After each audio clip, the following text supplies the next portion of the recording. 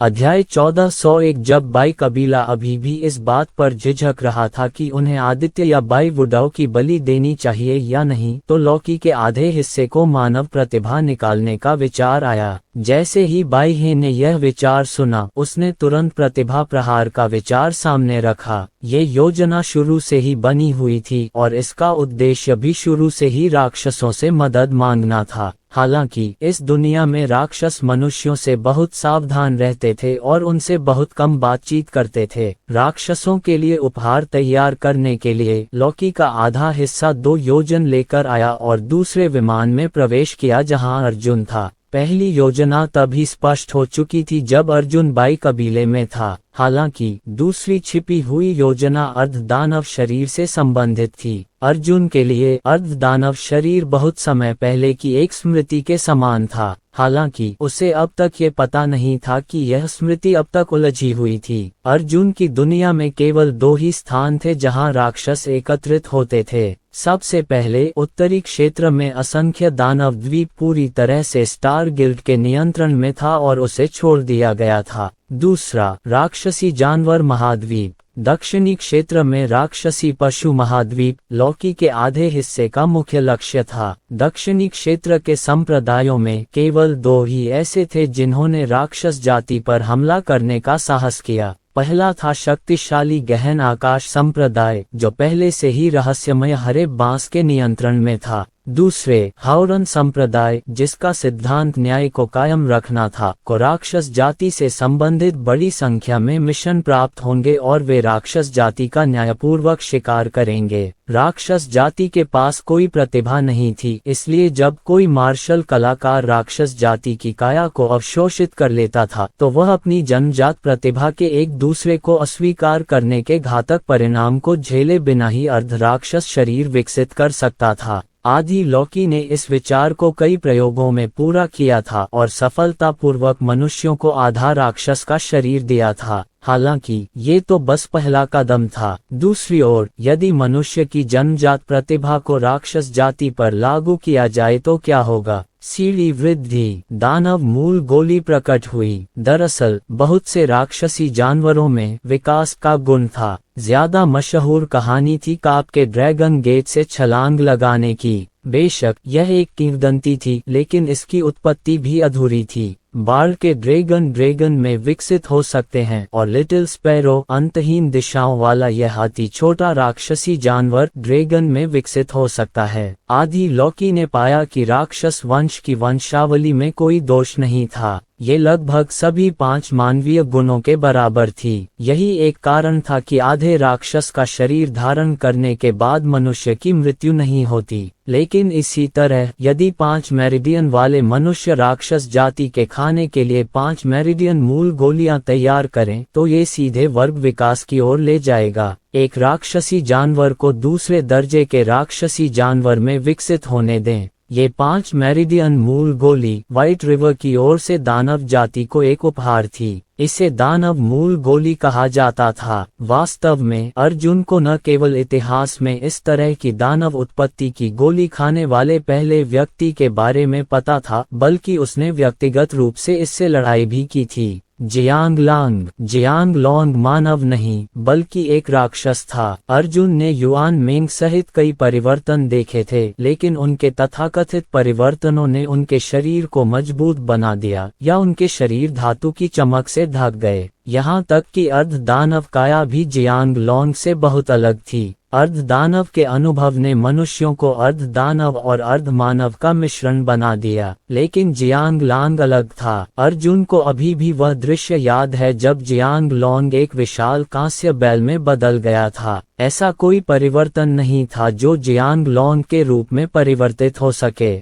Jiang लोंग एक गौ दानव था और वह दानव मूल गोली खाने के बाद द्वितीय श्रेणी गौ दानव में परिवर्तित होने वाला पहला राक्षस भी था। वह पहला प्रायोगिक विषय था। क्योंकि उसकी काया दुर्लभ थी, इसलिए उसे आधा लौकी द्वारा चुना गया था। जियांग लोंग की सफलता ने आधे लौकी में उसके विश्वास को मजबूत कर दिया था, जिससे वह इस योजना को पूरा करने में सक्षम हो गया। अब जब बाह्य दानव मूल गोली के साथ दानव सम्राट के पास आया तो दानव सम्राट वास्तव में प्रभावित हुआ। बाह्य ने दानव सम्राट को समझाने के लिए जो कारण इस्तेमाल किया वह बहुत सरल था। सबसे पहले मानव जाति में 4 सम्राट थे। ये शक्तियों का एक स्थिर संगठन नहीं था। तीनों सम्राटों को अलग अलग खड़ा करने के लिए एक सम्राट को हटाना जरूरी था। ऐसा करने से मानव जाति की ताकत कमजोर हो जाएगी, जिससे मानव जाति, राक्षस जाति और राक्षस जाति के बीच एक अधिक स्थिर त्रिपक्षीय प्रतिद्वंद्विता बन जाएगी। उसके बाद जब उत्तरी सम्राट पश्चिमी सम्राट महाद्वीप को नष्ट कर देगा तो वे पूरी तरह से पीछे हट जाएंगे। उन्हें पश्चिमी सम्राट महाद्वीप में कोई दिलचस्पी नहीं थी और पश्चिमी सम्राट महाद्वीप की सीमा पर स्थित दानव सम्राट सीधे पश्चिमी सम्राट महाद्वीप पर कब्जा कर सकता था। एक ओर इससे दानव सम्राट का क्षेत्र बहुत विस्तृत हो जाएगा, दूसरी ओर पश्चिमी सम्राट महाद्वीप के सभी मनुष्य दानव सम्राट के दास बन जाएंगे और मानव घास बन जाएंगे, जिससे दानव सम्राट दानव मूल गोली को परिष्कृत कर सकेगा। दानव सम्राट, जो हमेशा दृढ़ और तटस्थ रहा था, प्रलोभन में पड़ गया। लेकिन सबसे पहले उत्तरी सम्राट को ये साबित करने के लिए सबूत पेश करने थे कि वह वास्तव में पश्चिमी सम्राट को कुचल सकता है, और यहाँ तक कि पश्चिमी सम्राट और दक्षिणी सम्राट के साथ मिलकर काम करने के बाद उनकी शक्ति को भी कुचल सकता है।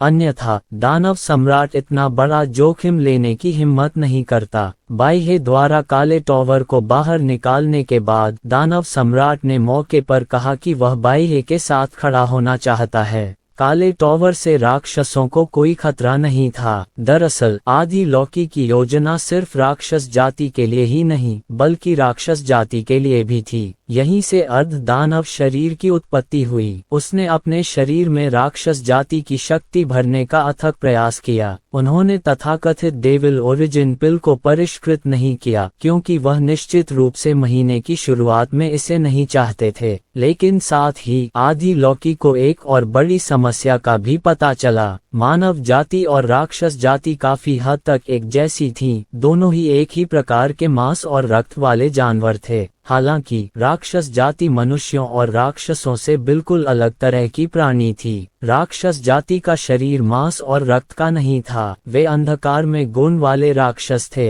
अर्धदेव लौकी की अर्धदेव जैसी रहस्यवादी दाव उपलब्धियों के साथ जो सीमा प्राप्त की जा सकती थी, वह थी मनुष्यों को पारगेटरी स्तर के राक्षसों के साथ संयोजन करने की अनुमति देना। एक बार जब यह पाताल स्तर को पार कर गया तो मनुष्य इसका सामना नहीं कर पाएंगे। पूरे प्रयोग में केवल एक ही व्यक्ति था जिसने पूर्ण सम्मिलन पूरा किया था और वह व्यक्ति था गुवान जियाओ। लेकिन अब तक केवल जियो ही डार्क टैलेंट में शामिल था। इसलिए गहन आकाश संप्रदाय में गुवान जियाओ का दर्जा अब तक के सर्वोच्च स्तर से धीरे धीरे नीचे गिरता गया। यह नगण्य था। यहाँ तक कि बाई कबीले ने भी गुवान जियाओ को मना नहीं किया और उसे सीधे अनंत वन में जाकर खुद ही नष्ट होने दिया। अगर वह मर भी जाती तो कोई नुकसान नहीं होता। अगर वह सफल हो जाती तो बाई कबीले को एक और भयंकर सेनापति मिल जाता। अर्जुन ने सुना और चुप रहा। आखिरकार उसे पता चला कि बाई वुडाओ का जन्म उसी साल, महीने और दिन हुआ था जिस दिन उसका जन्म हुआ था। उस समय बहुत संभव था कि बाई वुडाओ को दूर भेज दिया गया हो। अंततः उसे पता चल गया कि उस दिन के बाद से बाई कबीले की समग्र योजना पूरी तरह से आकार ले चुकी थी और भविष्य में उनके द्वारा उठाया गया प्रत्येक कदम इसी योजना की ओर था।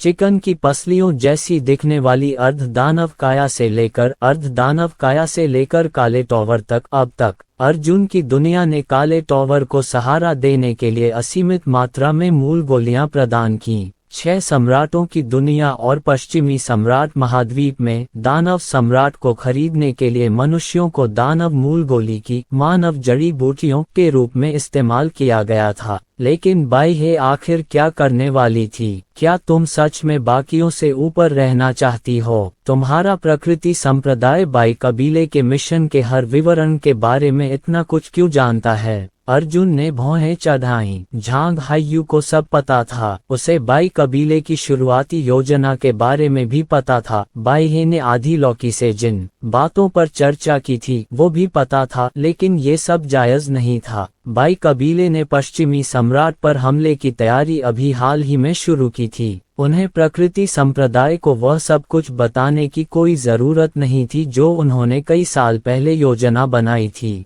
झांग हाइयू ने मुस्कुराते हुए कहा, आपको क्या लगता है कि प्रकृति संप्रदाय के साथ शांति समझौता किसने कराया था? अर्जुन ने कहा, ये बाई हे है, लेकिन उसने प्रकृति संप्रदाय को रिश्वत देने के लिए ऐसा क्यों किया? झांग हाइयू और भी मुस्कुराया और बोला, नहीं, कोई भी प्रकृति संप्रदाय को रिश्वत नहीं दे सकता। हम किसी भी लाभ के मोह में नहीं हैं। हालांकि बाई कबीले ने हमें इस पागलपन भरी योजना के बारे में बताया और हम उत्साहपूर्वक इसमें शामिल हो गए। वास्तव में शुरू से ही हम इस योजना में शामिल थे। जहां तक हमारे प्रकृति संप्रदाय का प्रश्न है, उस रहस्यमयी निम्न स्तर पर उसका नाम है पवित्र चर्च। अध्याय 1402 भाड़ में जाओ। अर्जुन ने अपनी मुट्ठी लहराई और खुद को बेहद मूर्ख होने के लिए डांटा। बाई कबीला कोई व्यापारिक कबीला नहीं था। वे किसी दूसरी दुनिया में गुप्त रूप से हुआंगपो कबीले को विभाजित और विघटित करने की क्षमता कैसे रख सकते थे? बाई कबीले ने अपने निचले स्तर की दुनिया में इतना बड़ा हंगामा मचा दिया था और यहाँ तक कि एक स्थानिक मार्ग भी बना दिया था, लेकिन 6 सम्राटों की दुनिया के लोगों को इसके बारे में कुछ भी पता नहीं था। ऐसा इसलिए था क्योंकि इसके पीछे एक प्राकृतिक संप्रदाय था जो ज्ञानवान था और चारों सम्राटों के क्षेत्र के लगभग सभी संसाधनों, बुद्धिमत्ता और सूचनाओं को अपने पास रखता था, जिससे मदद मिलती थी। प्रकृति संप्रदाय 6 सम्राटों की दुनिया की सारी जानकारी प्राप्त कर सकता था, या वे जानबूझकर जानकारी के एक हिस्से को बंद कर सकते थे। पूर्वी सम्राट, दक्षिणी सम्राट और पश्चिमी सम्राट, किसी को भी ये पता नहीं था कि बाई वंश ने दूसरे विमान के साथ क्या किया है। अर्जुन ने अपनी कनपटियां रगड़ते हुए आह भरी, कितना बड़ा खेल है। स्वर्गीय शैतानी धर्म, इसमें कोई आश्चर्य नहीं कि वे पागलों का झुंड थे। वे प्रकृति धर्म की तरह ही पागल थे। स्वर्गीय शैतान धर्म प्रकृति धर्म का ही एक विस्तार था। दूसरे शब्दों में, स्वप्न तितली भी प्रकृति धर्म का ही एक सदस्य थी। हालांकि अर्जुन ने खुद को जबरदस्ती यकीन दिला दिया कि स्वप्न तितली अभी छोटी है, इसलिए उसके लिए इन योजनाओं के बारे में जानना नामुमकिन है।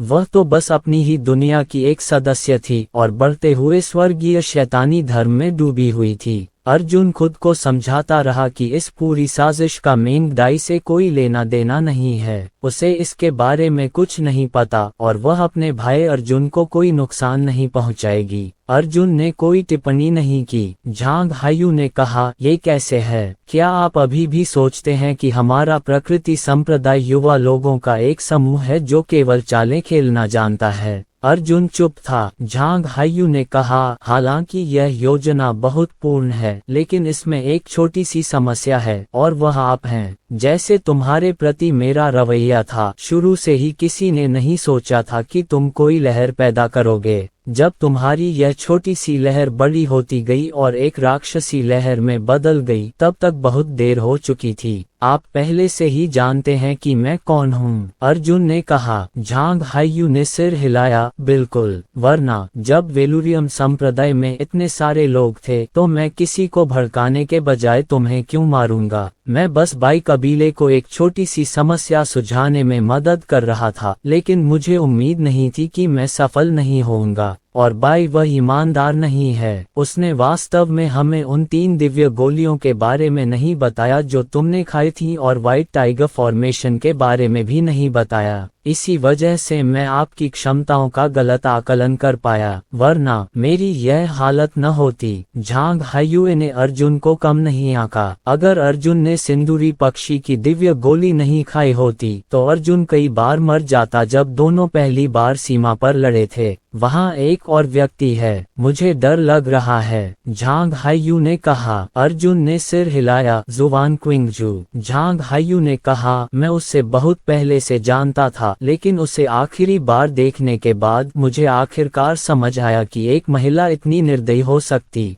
है। आदित्य, उसके हाथों मरना तुम्हारा गलत नहीं है। तुम छोटी गौरैया को क्यों ले गए? अर्जुन ने पूछा। झांग हाइयू ने कहा, आप वास्तव में गलत दिशा में सोच रहे हैं। मेरा आपके छोटे पक्षी को मारने का इरादा नहीं है, नहीं मैं उसके साथ खेलने का इरादा रखता हूँ। ये सबसे अजीब सा छोटा राक्षसी जानवर है जो मैंने कभी देखा है। मैं इसे दानव सम्राट को एक छोटे से उपहार के रूप में देने जा रहा हूँ। क्या आपने इसे पहले ही पेश कर दिया है? अर्जुन ने पूछा। झांग हायू ने अपना सिर हिलाया, अभी नहीं, आज भी। दानव सम्राट अभी भी हिचकिचा रहा है। वह व्हाइट रिवर की मदद करने के लिए दृढ़ है, लेकिन वह युद्ध की दिशा का सही अंदाजा नहीं लगा पा रही है। अगर हम पश्चिमी सम्राट को नष्ट कर देते हैं तो हमें दानव सम्राट को भारी कीमत चुकानी पड़ेगी। वह भी इस तरह के सहयोग को स्वीकार करने को तैयार नहीं है, इसलिए वह जांच कर रही है।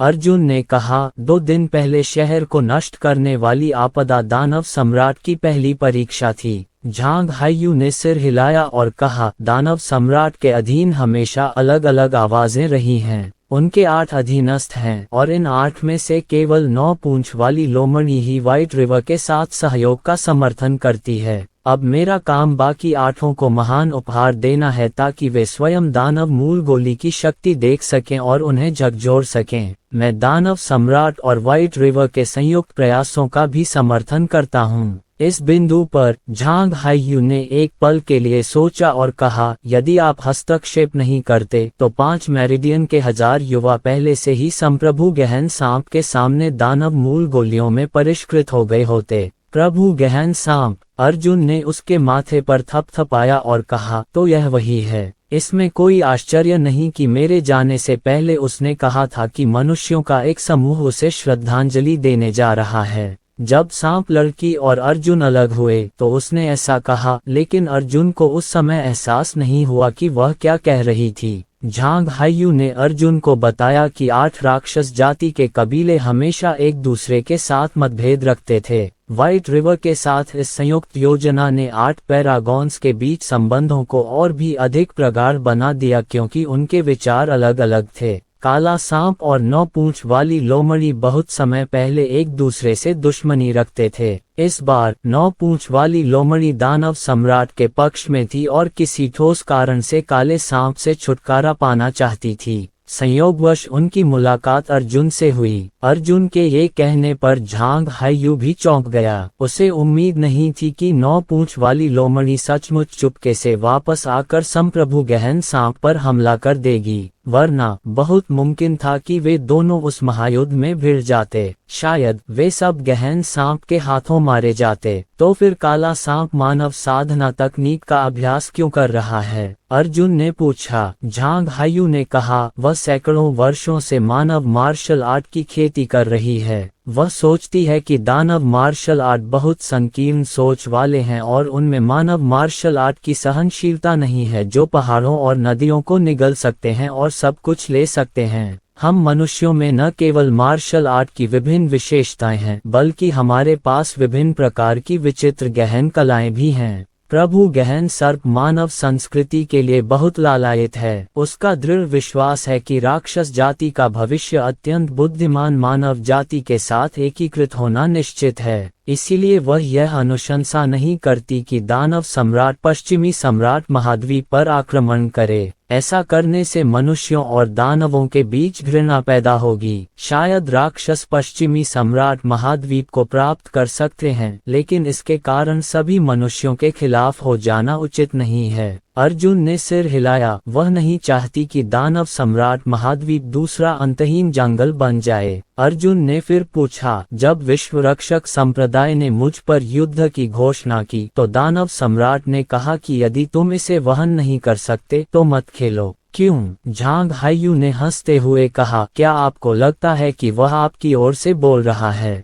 आप गलत हैं। वह हमारे प्रकृति संप्रदाय का मजाक उड़ा रहा है। उसका मतलब है या तो काम मत करो या फिर बड़े पैमाने पर करो। तुम भी एक छोटे अर्जुन मर नहीं सकते। इसका मतलब है कि हम में अभी भी काम पूरा करने का दृढ़ संकल्प नहीं है। हालांकि बाई हे ने उसे उत्तर दिया, कल ही हमने बाई हे का विश्व ध्वनि प्रसारण सुना था। उसने अपने कार्यों से दानव सम्राट को बताया कि अगर हम किसी व्यक्ति को मारना चाहते हैं तो हमें अपनी गरिमा खोने का डर नहीं है। हम एक केचुआ को मारने के लिए ड्रैगन स्लेइंग चाकू का उपयोग कर सकते हैं और हम भौहें नहीं चढ़ाएंगे। अर्जुन ने पूछा, मैं दानव सम्राट को कैसे मनाऊं? झांग हायू ने कहा, ये बहुत मुश्किल है। दानव सम्राट एक शीर्षस्त्र विशेषज्ञ हैं। वह सर्वोच्च गहन सांप की बात नहीं सुनेंगे। दानव सम्राट जैसे शीर्षस्त्र विशेषज्ञ की नजर में वह केवल दो चीजें ही देख सकते हैं, एक तो लाभ और दूसरा खतरा। बाह्य, आपने पहले ही दानव सम्राट को अपने लाभ दिखा दिए हैं। यदि आपके पास दानव सम्राट के लिए कोई बड़ा लाभ नहीं है तो आप केवल दानव सम्राट को अपनी धमकियां दिखा सकते हैं। अध्याय 1403 कैसे? अर्जुन ने पूछा। झांग हायू ने कहा, दानव सम्राट इसलिए आगे बढ़ना चाहता है क्योंकि उसका मानना है कि 4 सम्राटों के 3 सम्राट बन जाने के बाद वे स्थिर हो जाएंगे। यदि आप दानव सम्राट को ये साबित कर सकते हैं कि बाह्य में 1 के विरुद्ध 2 से लड़ने की क्षमता है तो बाह्य इतना बड़ा जोखिम नहीं लेना चाहता।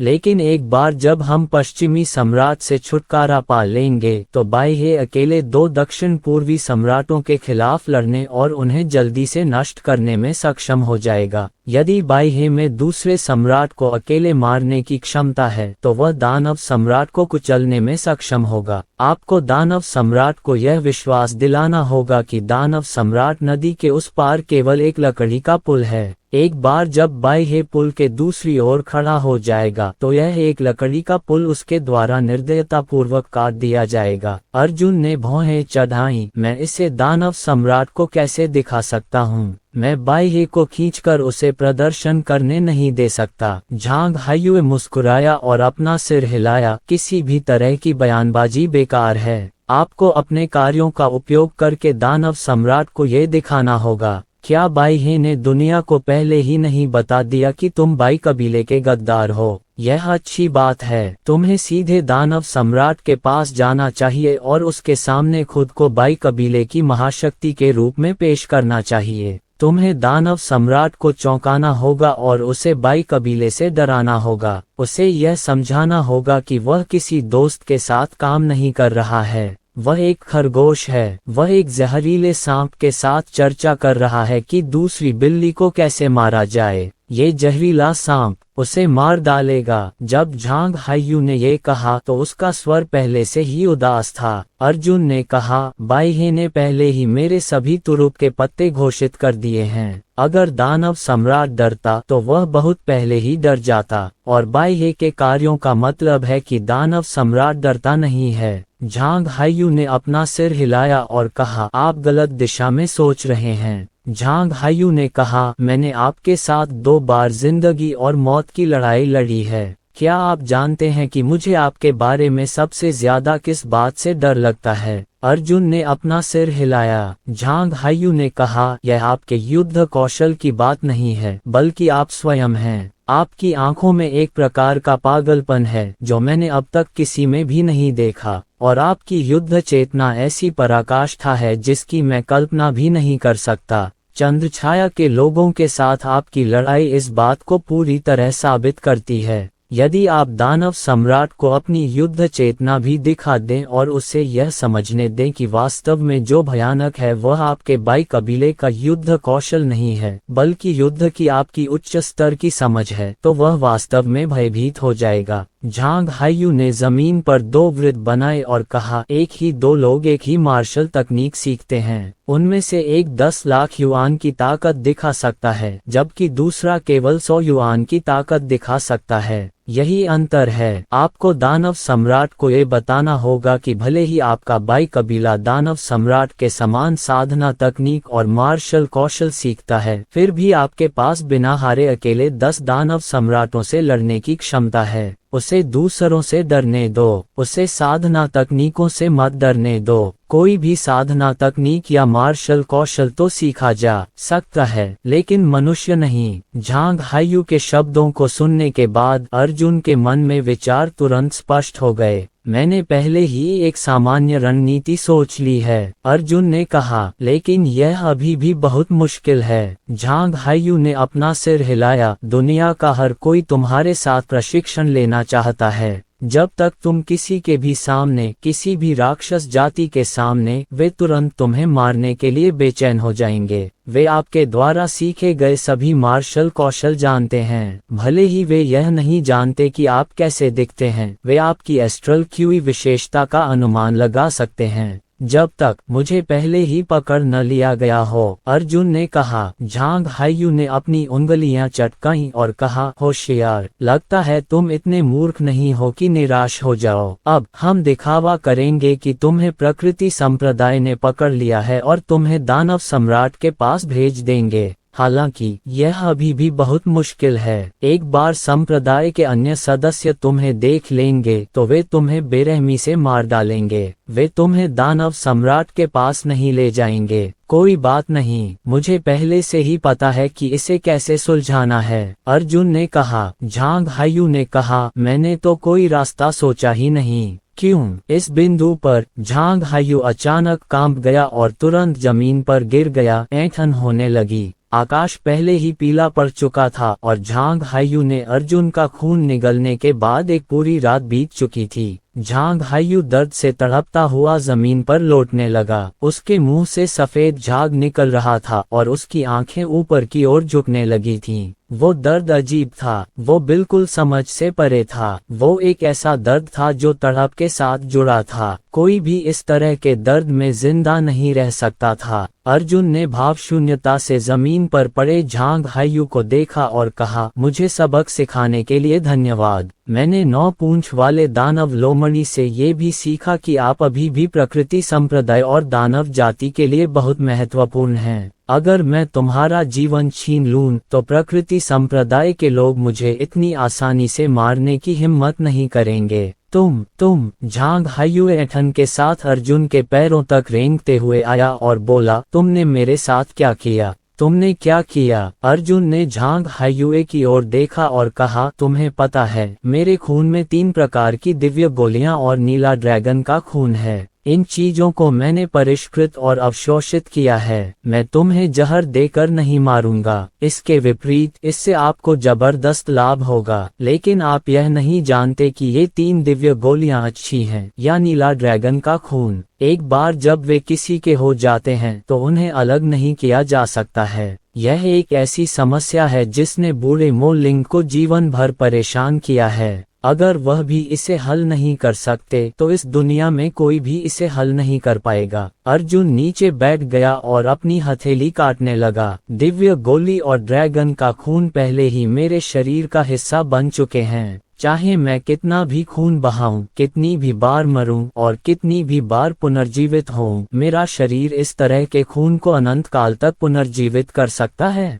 लेकिन तुम ऐसा नहीं कर सकते। एक बार तुम्हारा शरीर मेरे खून के अनुकूल हो जाए तो तुम्हारा शरीर एक नई ऊंचाई तक बढ़ जाएगा। हालांकि जब मैं आपके शरीर को आपका रक्त प्रदान करूंगा तो मैं उसी गुण का रक्त उत्पन्न नहीं कर पाऊंगा। इसका अर्थ है कि आपका शरीर एक अनंत शून्य में प्रवेश कर जाएगा। क्या मतलब है तुम्हारा? यह उस व्यक्ति की तरह है जिसने जीवन भर चोकर खाया है और सब्जियां नीली हैं। उसने अचानक दुनिया का सबसे स्वादिष्ट ड्रैगन का मांस खा लिया। हालांकि अगले दिन ड्रैगन का मांस तुम्हें नहीं दिया गया। फिर भी तुम्हारा मुंह लालची है और तुम अब चोकर वाली सब्जियां नहीं खा सकते। आप ड्रैगन के मांस के दूसरे टुकड़े की इच्छा करेंगे। बेशक आप अभी जिस स्थिति में हैं वह आपके लालच से कई लाख गुना ज्यादा तीव्र है। यह असली दर्द नहीं है, ये बस प्रलोभन है। तुम इस प्रलोभन को बर्दाश्त नहीं कर सकते। अगर मैं तुम्हें एक दिन खून नहीं पिलाऊंगा तो मुझे नहीं पता कि तुम्हारा क्या होगा। वैसे भी तुम तो हर दिन नरक में रहते हो। अर्जुन ने झांग हायू के मुंह में खून टपकाया। झांग हायू ने लालच से उसे निगल लिया। बहुत जल्दी उसे फिर से ऐंठन होने लगी। हालांकि यह अब कोई दर्दनाक ऐंठन नहीं थी, बल्कि आसमान तक पहुंचने वाली ऐंठन थी। अद्भुत!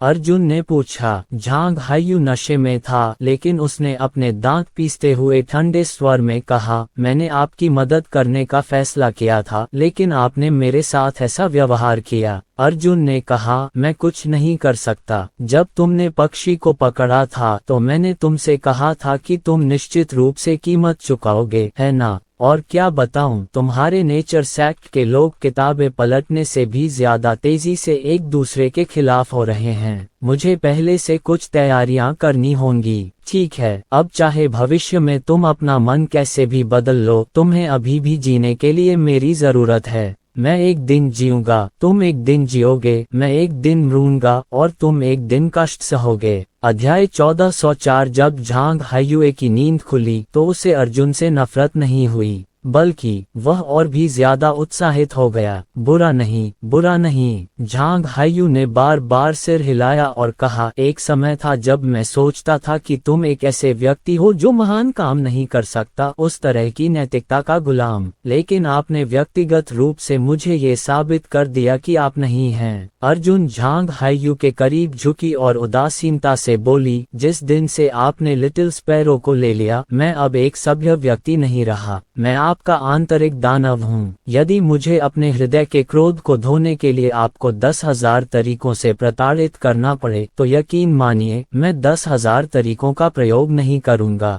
मैं 100,000 तरीकों का प्रयोग करूँगा। भिन्न भिन्नों। एक प्रकाश पिंजरा आकाश से नीचे उतरा और सीधे अर्जुन को अंदर बंद कर दिया। उस पिंजरे की ताकत पहले ही मार्शल सेन क्षेत्र के 5वें स्तर तक पहुँच चुकी थी। तुमने मुझे समय रहते मना लिया। झांग हायू 2 कदम पीछे हट गया और अपने चेहरे से ठंडा पसीना पोंछते हुए बोला, वरना तुम सचमुच बर्बाद हो जाओगे। अर्जुन ने अपना सिर उठाया और ऊपर देखा। उसने पाया कि पिंजरा झांग हायू ने नहीं बल्कि दूर क्षितिज से आया था। मैंने कभी विरोध करना नहीं छोड़ा। झांग हायू ने राहत की सांस ली और कहा, तुम मुझे डराने में कामयाब हो गए। मुझे तुम्हें भड़काने का पछतावा दिला दिया, लेकिन तुमने सोचा था कि मैं इस वजह से तुम्हारे आगे झुक जाऊंगा। तुम गलत थे। जिस व्यक्ति से मैं सबसे ज्यादा डरता हूँ, उससे डरने का मेरे पास बस एक ही तरीका है और वो है उसे मरवा देना। तुम्हें प्रकृति संप्रदाय को सूचित करने का समय नहीं मिलना चाहिए। अर्जुन ने भौहें चढ़ाते हुए कहा, मैं तुम्हारी हर गतिविधि पर नजर रख रहा हूँ। क्या आप संकेत देने की बात कर रहे हैं? झांग हायू ने संदेशवाहक को अपने हाथ में हिलाया और कहा, मैं आपके सामने प्रकृति संप्रदाय को सूचित कर सकता हूँ और उन्हें मुझे लेने के लिए कह सकता हूँ। हालांकि हमारा प्रकृति संप्रदाय कभी भी लोगों को स्वीकार नहीं करता।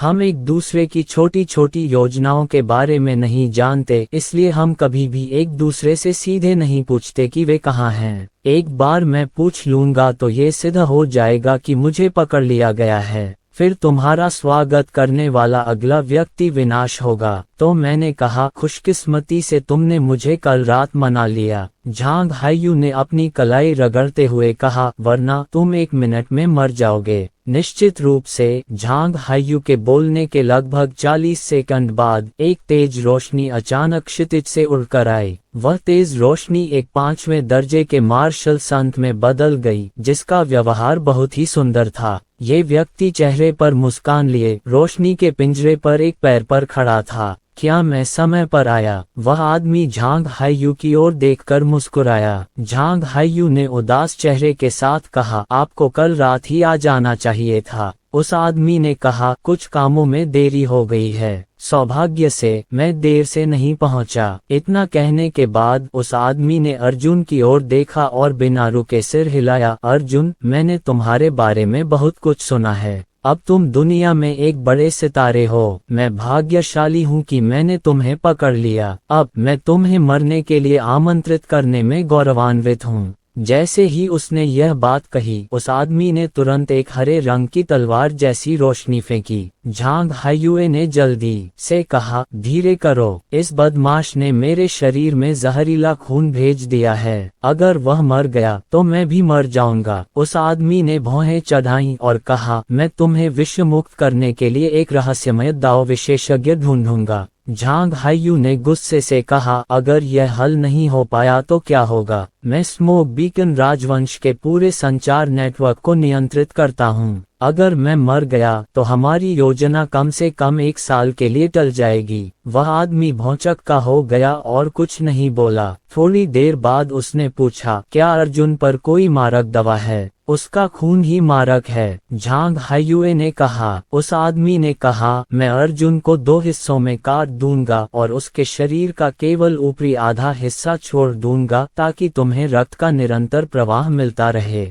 झांग हायू ने गुस्से से कहा, क्या तुमने सुना नहीं कि बाई हे ने क्या कहा? वह केवल अग्नि स्नान के बाद ही पुनर्जन्म ले सकता है, लेकिन वह अमर शरीर नहीं है। वह केवल अपने शरीर का आधा हिस्सा ही काटता है और उसका खून जल्दी खत्म हो जाता है। वह आदमी हिचकिचाया और बोला, लेकिन ये नान ही वह व्यक्ति है जिसे बाई हे नाम से चाहता है। जो कोई भी उसे देखे उसे बिना किसी हिचकिचाहट के तुरंत उसे मार देना चाहिए। मेरे लिए ऐसा करना बहुत कठिन है। झांग हायू ने कहा, खुद चुन लो। क्या तुम चाहते हो कि मैं मर जाऊं या अर्जुन कुछ और दिन जिंदा रहे? तुम धीरे धीरे उसके खून का अध्ययन कर सकते हो। अब जब तुम समझ गए हो तो उसे मारने में देर नहीं हुई है। आदमी ने एक क्षण सोचा और अंत में सिर हिलाकर कहा, ठीक है, लेकिन उससे सावधान रहना। तुमने इस बदमाश के सफेद बाघ दल के बारे में सुना है। ये बहुत दुष्ट है। मैं इसकी आत्मा को सील करना चाहता हूँ। मैं उसे ये दल नहीं बनाने दूंगा। ऐसा कहने के बाद उस आदमी ने अपना दीपक क्यूई फेंक दिया और अर्जुन और झांग हायू के साथ उड़ान भरी। रास्ते में झांग हायू और अर्जुन की एक दूसरे से आंख नहीं मिलाई गई। दोनों के बीच हमेशा से ही दुश्मनी का भाव रहा था। यदि कल रात न हुई होती तो अर्जुन अब तक उस आदमी द्वारा मारा जा चुका होता। उन्होंने महसूस किया कि झांग हायू से निपटना वास्तव में कठिन था। अर्जुन ने उस आदमी से बात करने की कोशिश की। उसे उम्मीद नहीं थी कि वह आदमी चुप नहीं रहेगा और अर्जुन से सचमुच बातें करेगा। मार्शल संत क्षेत्र के 5वें स्तर के विशेषज्ञ, प्रकृति संप्रदाय के पहले चरण के सदस्य और विश्व रक्षक संप्रदाय के संप्रदाय गुरु के पुत्र के रूप में वह अर्जुन के प्रति जिज्ञासा से भी भरे हुए थे। उसने अर्जुन से भी ज्यादा बातें कहीं। वह अर्जुन के युद्ध कौशल के बारे में पूछता रहा। अर्जुन भी जवाब दे रहा था। खैर, बाई हे ने ये सब सार्वजनिक कर दिया था और अब वो इसे राज नहीं रख सकता था। ताई दिव्य कला सचमुच एक अद्भुत तकनीक है। उस आदमी की आंखें चमक उठीं और उसने पूछा, क्या आपने इसे स्वयं बनाया है?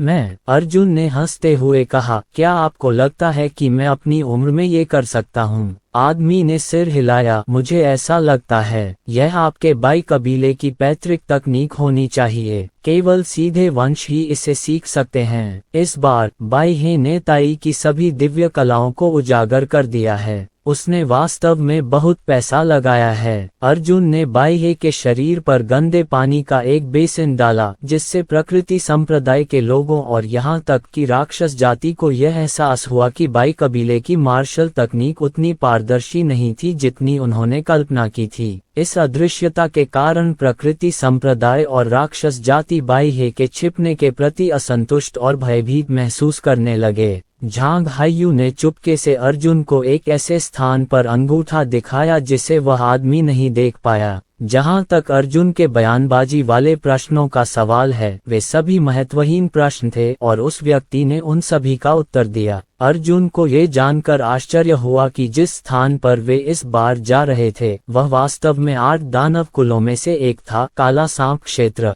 झांग हायू के अनुसार ब्लैक स्नैक उनका अगला लक्ष्य था। झांग हायू द्वारा एकत्रित किए गए सभी 5 मेरिडियन योद्धा सिटी लॉर्ड के हवेली के अवरोध की सुरक्षा के कारण आपदा से बच गए थे। इन लोगों को भी प्रकृति संप्रदाय के लोग चुपचाप ले गए थे। वे इस समय काले नाग क्षेत्र की ओर जा रहे थे। जब झांग हायू ने शहर में पहला संदेश भेजा तो यह कोई संकटकालीन आदेश नहीं था, बल्कि प्रकृति संप्रदाय के लोगों के लिए एक संकेत था कि वे आएं और 5 मेरिडियन योद्धाओं को ले जाएं। दूसरा संदेश इस 5वें स्तर के मार्शल संत के लिए था कि वह अर्जुन को नष्ट करने में उसकी मदद करें। झांग हायू को अर्जुन द्वारा अपहरण कर लिए जाने के बाद उसने जो पहला काम किया वह खुद की रक्षा करना नहीं था, बल्कि 1005 मेरिडियन मार्शल कलाकारों की रक्षा करना था। इस आदमी को योजना बनाने के लिए जिंदगी और मौत की भी परवाह नहीं थी। वो पागल था। काला सांप क्षेत्र। दानव सम्राट के अधीन 8 महान सेनापतियों में से एक दानव जाति प्रभुता संपन्न गहन नाग की जाति थी। अध्याय 1405। वे तीनों शीघ्र ही प्रकृति संप्रदाय के काफिले तक पहुंच गए। ये काफिला ब्लैक स्नैक क्षेत्र में बहुत धीमी गति से चल रहा था। उनसे किसी भी समय भारी पूछताछ की जा सकती थी। काला नाग पश्चिमी सम्राट को नष्ट करने की योजना का विरोधी था तथा उसने हमेशा प्रकृति संप्रदाय के सदस्यों के प्रति उच्च स्तर की सतर्कता बनाए रखी थी। इस बार प्रकृति संप्रदाय ने प्रभु गहन नाग को प्रसन्न करने के लिए अपना आसन नीचे कर लिया, इसलिए वे बहुत धीरे धीरे चल रहे थे। उन्होंने जानबूझकर अपना आसन नीचे किया और गहन नाग से कहा कि हम यहाँ शांति की तलाश में आए हैं। अर्जुन पिछली बार इसी स्थान पर आया था और यह झील की सतह से ज्यादा दूर नहीं था, लेकिन पिछली बार उसने इतने सारे गहरे सांप नहीं देखे थे। वह नहीं जानता था कि वे काले सांप कहाँ से आए थे, लेकिन वे चींटियों की एक बस्ती की तरह थे जिन्हें देखा नहीं जा सकता था।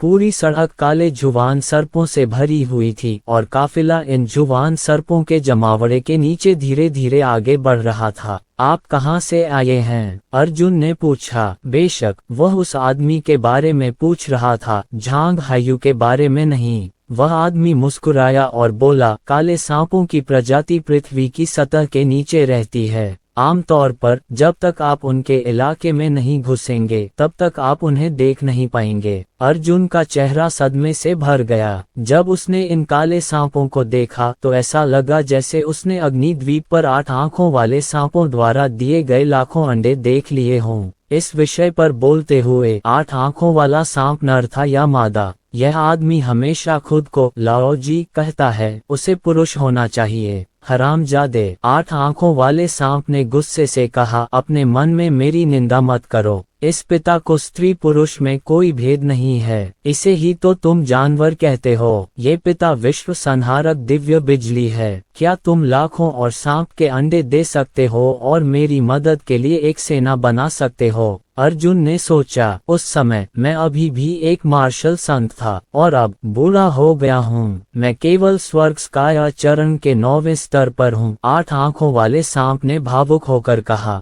अर्जुन ने धीरे से कहा, मुझे माफ करना। अपने स्वेच्छाचारी व्यवहार के कारण 8 आंखों वाले सांप का राज्य एक बार फिर बड़े अंतर से गिर गया। बड़ा सांप उदासीनता से मुस्कुराया, किसी कारण से जो लोग आपके पास आते हैं वे धीरे धीरे आपके द्वारा बदल जाएंगे, आपके साथ काम करने के लिए तैयार होंगे। शायद यही कारण है कि झांग हायू ने अचानक आपसे मुंह मोड़ लिया। उसके सामने रूपांतरित जुबान सांप प्रकट हुए। ये सभी जुबान सांप मानव रूप में पृथ्वी की सतह पर प्रकट हुए। पहली नजर में वे इंसानों से अलग नहीं दिखते थे। उनके शरीर पर एक भी शल्क नहीं था। यदि उनकी राक्षसी आभा न होती तो अर्जुन को लगता कि वह मानव बस्ती में आ गया है। रूपांतरित गहन सर्प के प्रकट होते ही काफिला अस्त व्यस्त हो गया। अनगिनत सर्प राक्षस अर्जुन को देखने दौड़े और उसकी ओर इशारा करते रहे। उन्होंने बाह्य के शब्द भी सुने थे। वे इस अर्जुन के बारे में बेहद उत्सुक थे, जो इतिहास का पहला व्यक्ति था जिसे मानव सम्राट ने विश्व ध्वनि प्रसारण के माध्यम से आधिकारिक तौर पर मारने का आदेश दिया था। प्रकृति संप्रदाय की ओर से काफिले के पीछे काफी लोग थे। वे सभी प्रथम चरण के सदस्य थे। इन लोगों में सबसे कमजोर लोग दिव्य क्षेत्र के 8वें या 9वें स्तर पर थे, जबकि सबसे शक्तिशाली लोग मार्शल संत क्षेत्र के 5वें स्तर पर थे। अर्जुन को बंदी बनाने वाला व्यक्ति उनमें से एक था। उन तीनों ने पहले ही अपनी सारी जिज्ञासा शांत कर ली थी और अर्जुन से बहुत सारे प्रश्न पूछ लिए थे। वे इस बात पर भी झगड़ने लगे कि झांग हायू के विश्रण के बाद अर्जुन का सिर किसका होगा। उसके सामने और भी कई रूपांतरित सर्प राक्षस प्रकट हुए। कुछ 100 ली पश्चिम की ओर बढ़ने पर उसने एक विशाल काला पर्वत देखा। उस काले पहाड़ ने अर्जुन को ऐसा एहसास दिलाया जैसे वह दुनिया के अंत पर पहुंच गया हो। उसका क्षेत्रफल इतना बड़ा था कि वह न तो किनारे देख पा रहा था और न ही उसकी चोटी। यह एक काली दीवार की तरह था जिसने अचानक दुनिया को 2 हिस्सों में काट दिया और दीवार के पीछे एक अंतहीन खाई थी। यदि दूरी न होती तो अर्जुन ये भी नहीं बता पाता कि यह एक पर्वत है। जब वे करीब पहुंचे तो और भी अधिक चौंकाने वाला दृश्य सामने आया। तथाकथित मोंटेनेग्रो वास्तव में मिट्टी के पीले रंग का था, जबकि काला रंग अनगिनत काले सांपों से बना था। जब काफिला पहुंचा तो काले सांप ज्वार की तरह दोनों किनारों को अलग करते हुए एक संकरा रास्ता बना रहे थे। अनगिनत आंखों की ठंडी निगाहों के नीचे काफिला सावधानी से आगे बढ़ रहा था। हर एक काला सांप किसी भी पल काफिले पर हमला करने के लिए तैयार था। काला नाग कबीला दानव सम्राट की 8 सबसे बड़ी शाखाओं में से एक था। सभी लोग मोंटेनेग्रो के बाहरी इलाके में चले गए और गड्ढों के घेरे से होते हुए ज्वालामुखी के अंदरूनी हिस्से में पहुंच गए। पहाड़ 2 परतों में बंटा हुआ था। जमीन के ऊपर गहन सर्प कुल के लोगों का निवास था और काले पहाड़ के नीचे जमीन में और भी गहराई में गहन सर्प कुल के युद्ध साधकों का निवास था। उनके बीच सर्वोच्च सर्प स्त्री अंदर थी। अर्जुन मोंटेनेग्रो के अंदरूनी हिस्से की संरचना को समझ नहीं पा रहा था। उसने सोचा था कि उसे वहां तरह तरह की सुरंगें और सांपों के बिल दिखाई देंगे, जो सांपों के घोंसलों की तरह एक दूसरे को काटते हुए दिखाई देंगे। हालांकि वास्तव में उन्होंने जो देखा वह अंतहीन मानव इमारतें थीं, जो पहाड़ों की दरारों और खोदी गई सुरंगों में घनीभूत थीं। उसकी समृद्धि किसी मानव नगर से भी ज्यादा चौंकाने वाली थी। अर्जुन ने तो यहाँ तक सोचा कि उसने हाओजिंग लौटने का सपना देखा था। हालांकि ये हाओजिंग त्रिआयामी था। नीचे देखने पर सुंदर वास्तुशिल्पीय परछाइयों की परतें दिखाई दे रही थीं। वस्त्र पहने सर्प कन्याओं का एक बड़ा समूह सावधानी पूर्वक उनके पास आया और अपने सामने खड़े अपरिचित मनुष्यों को उत्सुकता से देखने लगा। वे अविश्वसनीय रूप से सुंदर थे, लगातार फुसफुसाते रहते थे। कभी कभी वे जोर से हंसते और सभी चारों दिशाओं में उड़ जाते। सर्प जाति उन्हें देखने के लिए आती रही, लगभग कभी नहीं रुकी। राक्षस जाति ने हमेशा तटस्थता बनाए रखी थी और मनुष्यों के साथ ज्यादा मेलजोल नहीं रखती थी, और मानवीय गतिविधियों के लिए क्षेत्र और भी कम थे। स्वाभाविक रूप से उनके लिए 8 राक्षसों में से किसी एक के क्षेत्र को शामिल करना असंभव था। जब अर्जुन और अन्य लोग जमीन में गहराई तक गए तो उन्होंने सभी मजबूत और अतुलनीय रूप से मजबूत सांप जाति के मार्शल कलाकारों को देखा। इन लोगों की राक्षसी आभा आकाश में उड़ गई। स्वर्ग मूल क्षेत्र से लेकर मार्शल ऋषियों तक उनमें से अनगिनत थे। अर्जुन ने इतने सारे मार्शल संतों को एक साथ कभी नहीं देखा था। मार्शल संतों द्वारा उत्सर्जित प्रतीकात्मक आभा में उतार चढ़ाव इतने ज्यादा थे कि अर्जुन उसकी गणना भी नहीं कर पा रही थी। मुझे डर है कम से कम दसियों हजार डॉलर का नुकसान होगा। हे भगवान, अर्जुन की आत्मा कांप उठी। ये तो प्रभुता संपन्न प्रचंड सर्प का एक अधीनस्थ मात्र था। संपूर्ण दानव सम्राट महाद्वीप में कितने मार्शल संत थे, इसमें हैरान होने की कोई बात नहीं है। उस आदमी ने अर्जुन से कहा, एक मानव सम्राट के अधीन कितने मार्शल संत होते हैं, लेकिन हम इंसानों के पास तो 4 मानव सम्राट होते हैं। अंततः बिखरी हुई इमारतों को काटकर एक और भी बड़ा महल बना दिया गया।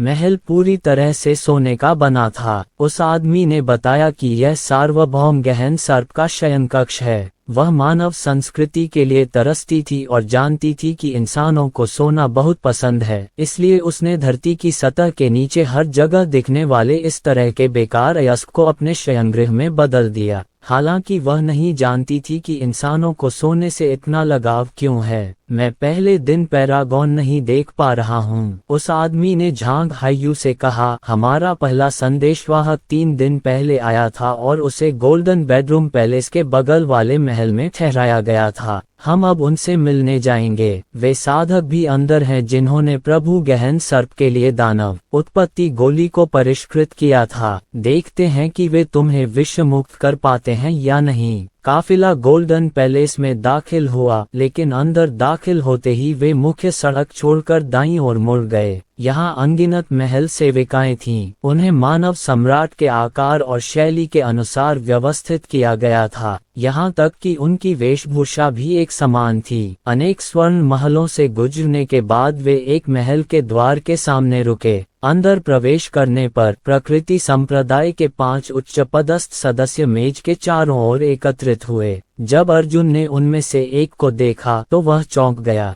उस औरत ने भी अर्जुन को देखा, लेकिन उसके चेहरे पर भावशून्यता थी। जाहिर है उसने उसे न देखने का नाटक किया। यह महिला मेंग दाई की मालकिन थी। उस समय वह अर्जुन से विवाह का प्रस्ताव रखने के लिए ड्रीम बटरफ्लाई को हाओरान संप्रदाय में लाया था। जाहिर है हुआनपू कबीले को सफलतापूर्वक विघटित करने के बाद उसने युद्ध में उत्कृष्ट योगदान दिया था और प्रकृति संप्रदाय में उसकी स्थिति तुरंत बढ़ गई और वह पूरे प्रकृति संप्रदाय के बुजुर्गों में से एक बन गई। झांग हायू सहित प्रकृति संप्रदाय के सभी लोगों ने तुरंत पांचों बुजुर्गों को अपना सम्मान देने के लिए झुककर प्रणाम किया। प्रकृति संप्रदाय के लोगों को अपने पारिवारिक व्यवसाय और संप्रदाय का उत्तराधिकार मध्य आयु में ही प्राप्त कर लेना चाहिए था। केवल कुछ वीरधारी शक्तियां ही पीछे रह गईं। जाहिर है मास्टर ड्रीम बटरफ्लाई जैसे लोग जो कई दशक पहले अर्जुन के दूसरे विमान में आए थे और अब तक मिशन कर रहे थे, अभी अभी लौटे थे और अभी भी संप्रदाय में काम कर रहे थे।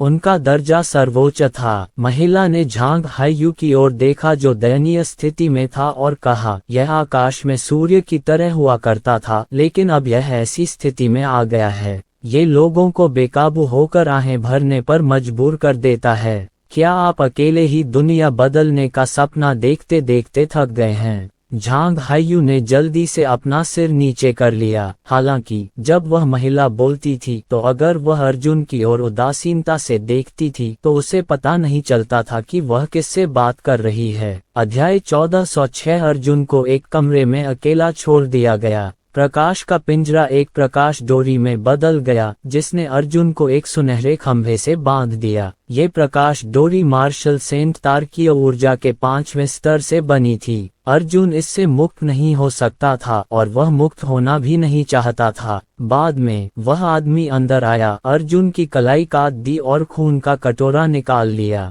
अर्जुन ने कहा, मैं उस छोटी चिड़िया को देखना चाहता हूँ। उस आदमी ने कहा, तुम्हें पता होना चाहिए कि अब तुम हमारे कैदी हो, है ना? तुम कोई भी शर्त रखने के योग्य नहीं हो। अर्जुन ने कहा, मैं अभी भी यहाँ हूँ तो इसका कारण लिटिल स्पैरो है। अगर आप मुझे लिटिल स्पैरो से मिलने नहीं देंगे तो मैं यहाँ से चला जाऊंगा। आपको पता होना चाहिए कि इस प्रकाश तार के लिए मुझे रोकना असंभव है। अगर मैं बच गया तो झांग हायू मर जाएगा। अगर तुम मुझे अभी मार दोगे तो भी झांग हायू मर जाएगा। तुम खुद सोचो। उस आदमी ने एक क्षण सोचा और कहा, तुम्हारे पास अंतरिक्ष में कूदने की क्षमता है, लेकिन तुम्हारे बाहर कूदने के बाद ये प्रकाश रज्जू भी तुम्हारा पीछा करेगी, ये तुम्हें तब भी बांधे रखेगी। उसने और कुछ नहीं कहा। अगर अर्जुन को इस तरह बांधकर किसी और इलाके में कूदा जाए तो दुश्मन से सामना होने पर वह असहाय हो जाएगा, फिर भी कोई और उसे मार डालेगा। मामले का सार ये था कि प्रकृति संप्रदाय अर्जुन को मरने नहीं दे सकता था।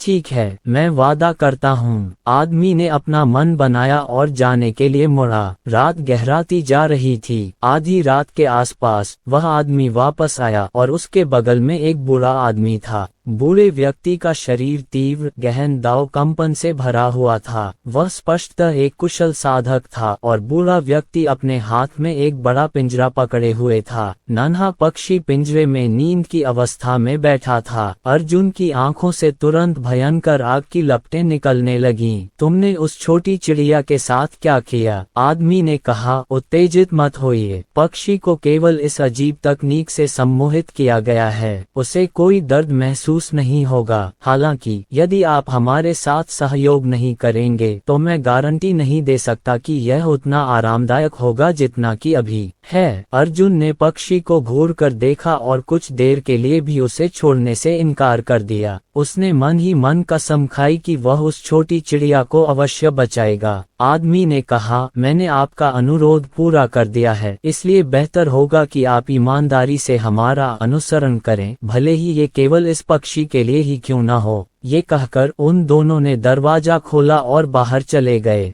अर्जुन ने भी अमर आरोहण तकनीक का प्रयोग कर अपनी चेतना को अपने शरीर से बाहर निकाला और उनका पीछा किया ताकि देख सके कि वे क्या कर रहे थे। अभी भी हॉल में कुछ बुजुर्ग अब वहां नहीं थे, केवल झांग हायू और कुछ अन्य मार्शल संत विशेषज्ञ पहली सीढ़ी पर थे। गहन दाव का वह विशेषज्ञ भी उनमें शामिल था। मेज पर रखे कटोरे में आधा खून पहले ही खत्म हो चुका था, इसलिए झांग हायू को उसे पी लेना चाहिए था। दूसरी ओर बूढ़े व्यक्ति ने अपनी आंखें बंद रखीं और कुछ नहीं कहा। आखिर हुआ क्या था? अब भी वह आदमी ही था जो और अधिक देर तक रुक नहीं सका और उसने पूछने की पहल की। बूढ़े व्यक्ति ने धीरे से अपनी आंखें खोलीं और कहा, अर्जुन के खून में बहुत सारे ऐसे तत्व हैं जो मनुष्यों में नहीं होने चाहिए। ये तत्व थोड़े समय के लिए झांग हायू के लिए अच्छा है, लेकिन अगर समय रहते इसकी भरपाई नहीं की गई तो ये झांग हायू को मौत से भी बदतर बना देगा। उस आदमी ने कहा, क्या मैं अर्जुन से एक बार में कुछ वर्षों का रक्त ले सकता हूँ?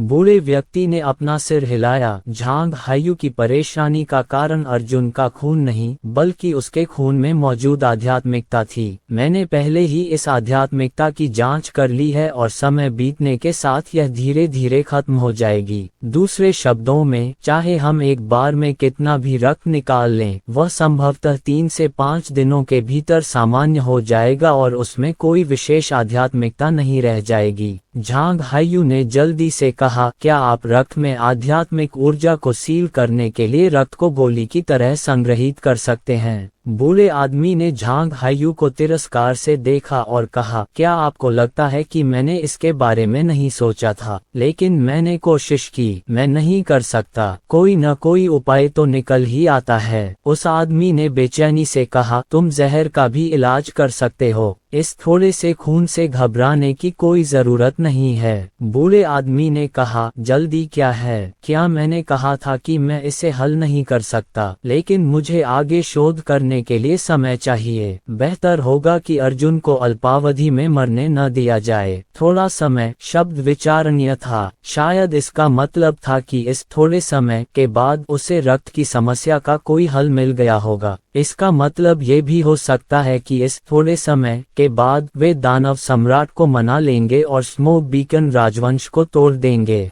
उस समय झांग हायू किसी काम का नहीं रहेगा। उसे रक्त को तोड़ने के लिए और कोई उपाय खोजने की जरूरत नहीं थी। वह झांग हायू को मरने दे सकता था। झांग हायू भी अच्छा इंसान नहीं था। अपनी बुद्धि से उसने बूढ़े की बात का दूसरा मतलब तुरंत समझ लिया, लेकिन उसने उसे नहीं तोड़ा। इस समय अर्जुन ने तुरंत अपनी चेतना वापस ले ली, क्योंकि उसने महसूस किया कि कोई उसके कमरे में प्रवेश कर गया है। जब उसकी चेतना अपनी मूल स्थिति में लौट आई तो अर्जुन अपने मूल शरीर में लौट आया। उसके सामने हवा में अशांत तत्वों की एक लहर थी जो हिंसक रूप से हिलने लगी। वे तत्व असाधारण गति से सक्रिय थे और धीरे धीरे संघनित होकर मानव का रूप धारण कर लिया। एलिमेंटियम मानव रूप में संघनित। इस कदम से अर्जुन बहुत स्तब्ध रह गया। जो व्यक्ति आया था वह कोई और नहीं बल्कि सर्प कन्या और टॉक प्रोफाउंड सर्प थी। सचमुच तुम ही हो। अर्जुन को देखकर स्नैक गर्ल के चेहरे पर कोई खास हैरानी नहीं दिखी। उसने कहा, जब से तुम मेरे इलाके में आए हो मुझे तुम्हारी मौजूदगी का एहसास हो गया है। अर्जुन ने कहा, वरिष्ठ, आपके लिए यहाँ से चले जाना ही बेहतर है। अगर मनुष्यों को पता चल गया कि आपका मुझसे कुछ लेना देना है तो मुझे डर है कि आपको दानव सम्राट को समझाने में मुश्किल होगी। आखिरकार मैं बाह्य का दुश्मन हूँ और बाह्य दानव सम्राट का दोस्त है। तुम मुझे कैसी कृतघ्न समझते हो? तुम इंसान तो कृतघ्न होना जानते ही हो। हमारी राक्षस जाति तो इन बातों पर ज्यादा ध्यान देती है। सांप कन्या हंसी और बोली, तुम मुझे कैसी कृतघ्न समझते हो? मैं तुम्हें बहुत पहले ही बचा सकता था, लेकिन मैंने सोचा अगर मैंने तुम्हें जाने दिया तो तुम कहाँ जाओगे। इस समय दुनिया के सभी मार्शल कलाकार तुम्हें ढूंढ रहे हैं। विकल्पों पर विचार करने के बाद मुझे लगता है कि आपके लिए यहाँ रहना यहाँ से जाने से अधिक सुरक्षित होगा। वरिष्ठ, मुझे आपको परेशान करना है, अर्जुन ने कहा। सांप कन्या बोली, लेकिन मैं यहाँ विशेष रूप से आपकी राय जानने आई हूँ।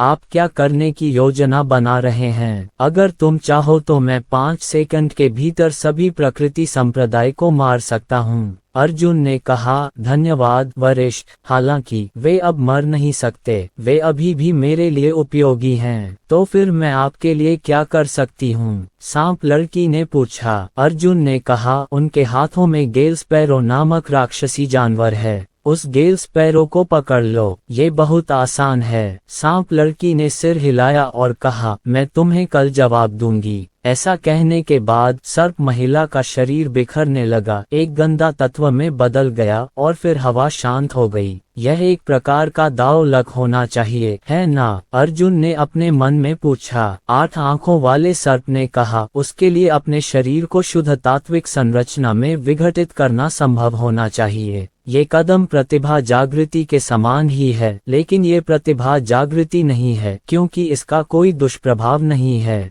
अध्याय 1407 सम्राटों की दुनिया में प्रत्येक मार्शल कलाकार प्रतिभा जागृति का उपयोग करना जानता था, लेकिन इस चाल का उपयोग करने से उनकी प्रतिभा का स्तर कम हो जाता, इसलिए न केवल कोई अन्य विकल्प नहीं था, बल्कि कोई भी जोखिम नहीं उठाता था। इससे अर्जुन को अचानक प्रेरणा मिली। दूसरे लोग इसका इस्तेमाल नहीं कर सकते थे, लेकिन वह खुद इसका इस्तेमाल कर सकता था। अर्जुन ने अपना सिर नीचे किया और अपने शरीर पर बंधी बिजली की डोरी को देखा। जैसा उस आदमी ने कहा था, बिजली की डोरी उसके चारों ओर कसकर लिपटी हुई थी। अगर वह एक भी छलांग लगाता तो वह बिजली की डोरी के साथ दूर कूद जाता। हालांकि अगर वह अपनी जन्मजात क्षमता को जागृत करने और सीधे अपने शरीर को गड़गड़ाहट और बिजली के तत्वों में फैलाने की क्षमता का उपयोग करता तो वह इस प्रकाश डोरी से छुटकारा पाने में सक्षम हो जाता। उन्होंने विघटित होने का प्रयास किया, लेकिन पाया कि यह संभव नहीं था। इसका कारण ये था कि प्रकाश रज्जु में इरादा था। हालांकि उस व्यक्ति को अभी तक असली दाव लक की समझ नहीं थी, फिर भी उसके पास दाव लक का भ्रूण रूप यानी इरादा पहले से ही मौजूद था। अंतर्दृष्टि का अर्थ था अपनी जन्मजात प्रतिभा के जागरण को रोकना। तो फिर शून्य में छिपने के बारे में क्या? अर्जुन शून्य में कूद गया और बिजली की डोरी तुरंत जमीन पर गिर पड़ी। 1 सेकंड बाद अर्जुन खंभे के पास फिर से प्रकट हुआ। वह अपने जाल से पहले ही बच निकला था। ये चाल ठीक है। अर्जुन ने अपने शरीर पर प्रकाश की रस्सी बांधने की पहल की। अगले दिन संप्रभु गहन नाग ने आधिकारिक तौर पर प्रकृति संप्रदाय से दूत को प्राप्त किया। प्रकृति संप्रदाय के 5 बुजुर्ग और पहली सीढ़ी के सदस्य पहले ही 1005 मेरिडियन युवाओं को मुख्य हॉल में ले आए थे।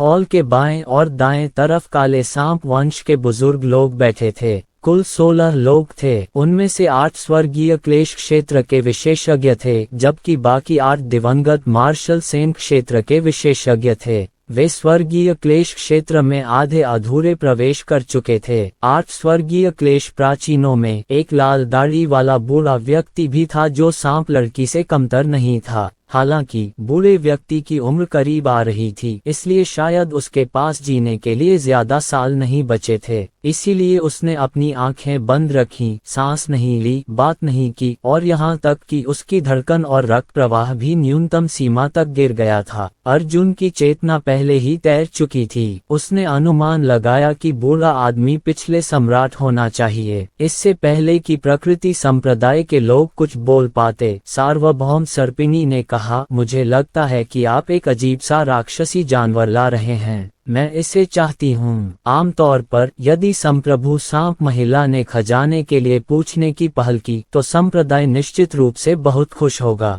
लेकिन अब स्थिति बदल चुकी थी। अर्जुन को नियंत्रित करने के लिए वे केवल छोटी गौरैया पर ही भरोसा कर सकते थे। मुझे डर लग रहा है। सपनों का स्वामी तितली बहुत हिचकिचा रहा था। सांप लड़की ने कहा, अगर तुम मुझे यह नहीं दोगे तो अभी यहाँ से चले जाओ। प्रकृति संप्रदाय के 5 बुजुर्गों ने एक दूसरे को देखा। एक बुजुर्ग ने सिर हिलाकर कहा, गेल स्पैरो तुम्हें दिया जा सकता है, लेकिन मुझे उम्मीद है कि तुम इसे अपने पास रख सकोगे। इसे जाने मत देना और किसी को मत देना। यदि आप इस शर्त पर सहमत नहीं हो सकते तो हमें यहाँ से चले जाना होगा। 8 रहस्यमय सांप ही अकेले नहीं थे। उसने प्रकृति संप्रदाय का स्वागत नहीं किया और प्रकृति संप्रदाय अभी भी दूसरों की तलाश कर सकता था। सांप लड़की ने तुरंत कोई जवाब नहीं दिया, लेकिन उसकी नजर अर्जुन की ओर चली गई जैसे कि कुछ हुआ ही न हो। इस समय अर्जुन एक चेतना का शरीर था और उसका कोई अस्तित्व ही नहीं था।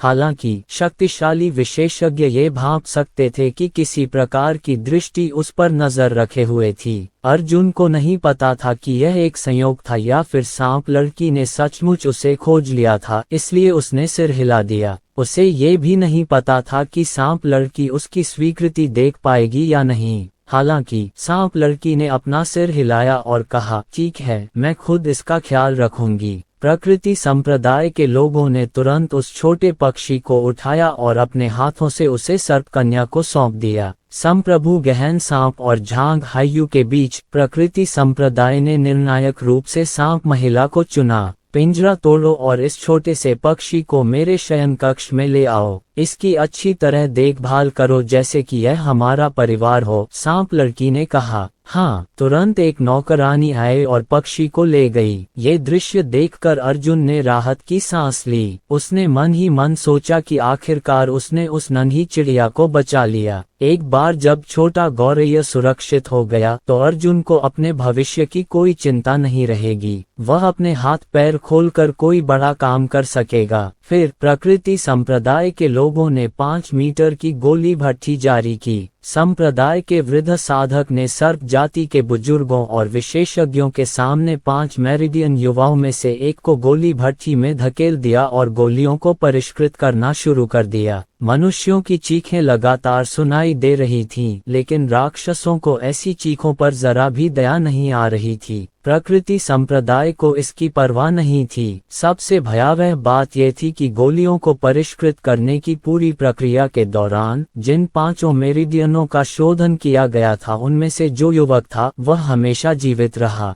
गोली बनाने की पूरी प्रक्रिया 3 घंटे तक चली और युवक 3 घंटे तक चिल्लाता रहा। अंतिम क्षण तक जब दानव मूल गोली को परिष्कृत किया गया तब तक ये पता नहीं चला कि युवक वास्तव में मर चुका था। बूढ़े साधक ने गोली भट्ठी के ऊपरी हिस्से को लात मारकर खोला और एक दानव मूल गोली छीन ली जो आकाश में उड़ गई और भागने की कोशिश कर रही थी। ये घटनास्थल पर मौजूद सर्प जाति के विशेषज्ञ सभी बहुत भावुक हो गए। एक गोली जो बच सकती है, वृद्ध साधक ने बताया। 5 मेरिडियन मार्शल कलाकारों की प्राकृतिक आत्मीयता उत्तम होती है, इसलिए वे जिन गोलियों की खेती करते हैं उनमें भी शक्तिशाली आध्यात्मिकता होती है। दुर्भाग्यवश इन 5 मेरिडियन युवकों की प्रतिभा स्वर्गीय आत्मा 5 मेरिडियन के स्तर तक नहीं पहुंच पाई है, अन्यथा वे निश्चित रूप से और भी अधिक शक्तिशाली होंगे और यहाँ तक कि सार्वभौम गहन सर्प भगवान द्वारा निगल लिए जाएंगे। क्या मैं खाना नहीं खा सकती? सांप लड़की ने एक हाथ गाल पर रखकर सीट पर झुककर उदासीनता से पूछा।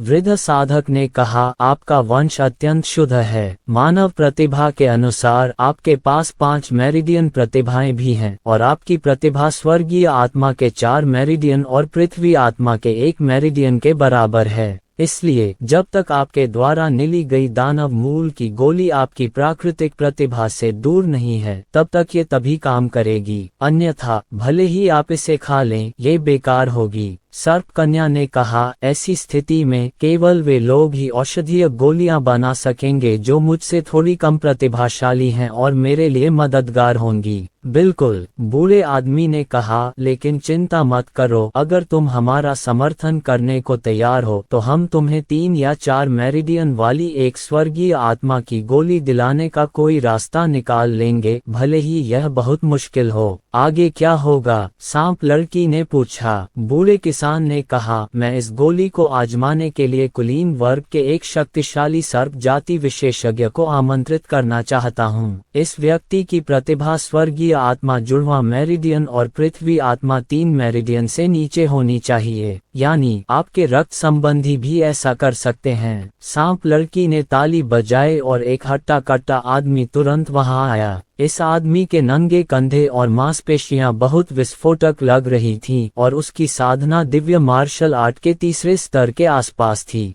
वृद्ध किसान ने कहा, कृपया अपना सर्वश्रेष्ठ युद्ध रूप प्रदर्शित करें। आदमी ने सिर हिलाया और उसका शरीर कांप उठा। उसके शरीर पर राक्षसी आभा तुरंत उमड़ पड़ी। नंगी आंखों से दिखाई देने वाली गति से इस व्यक्ति का शरीर तेजी से बढ़ा, सिर्फ 2 मीटर से बढ़कर 3 मीटर से भी ज्यादा लंबा हो गया। उसका पूरा शरीर बर्फ की तरह ठंडे काले शल्कों की एक परत से ढका हुआ था। ये शल्क बेहद मजबूत थे और इनके किनारे चाकू जैसे तीखे थे। उसके पीछे एक मोटी सांप की पूंछ भी थी। इस पूंछ में बहुत शक्तिशाली शक्ति थी। ये कल्पना करना कठिन नहीं था कि अगर यह पूंछ किसी अन्य दिव्य मार्शल तृतीय चरण के मानव मार्शल कलाकारों के शरीर पर पड़ती तो उनकी रीढ़ तक टूट जाती। बूढ़े आदमी ने गोली उस आदमी को दी और कहा, कृपया। गोली खाने के बाद आदमी ने गोली के औषधीय गुणों को परिष्कृत करना शुरू कर दिया। अंत में आधे घंटे के भीतर वह व्यक्ति अचानक दर्द से चीखने लगा और लगातार कांपते हुए जमीन पर गिर पड़ा। सर्प जाति के सभी लोग उत्सुकता से देख रहे थे।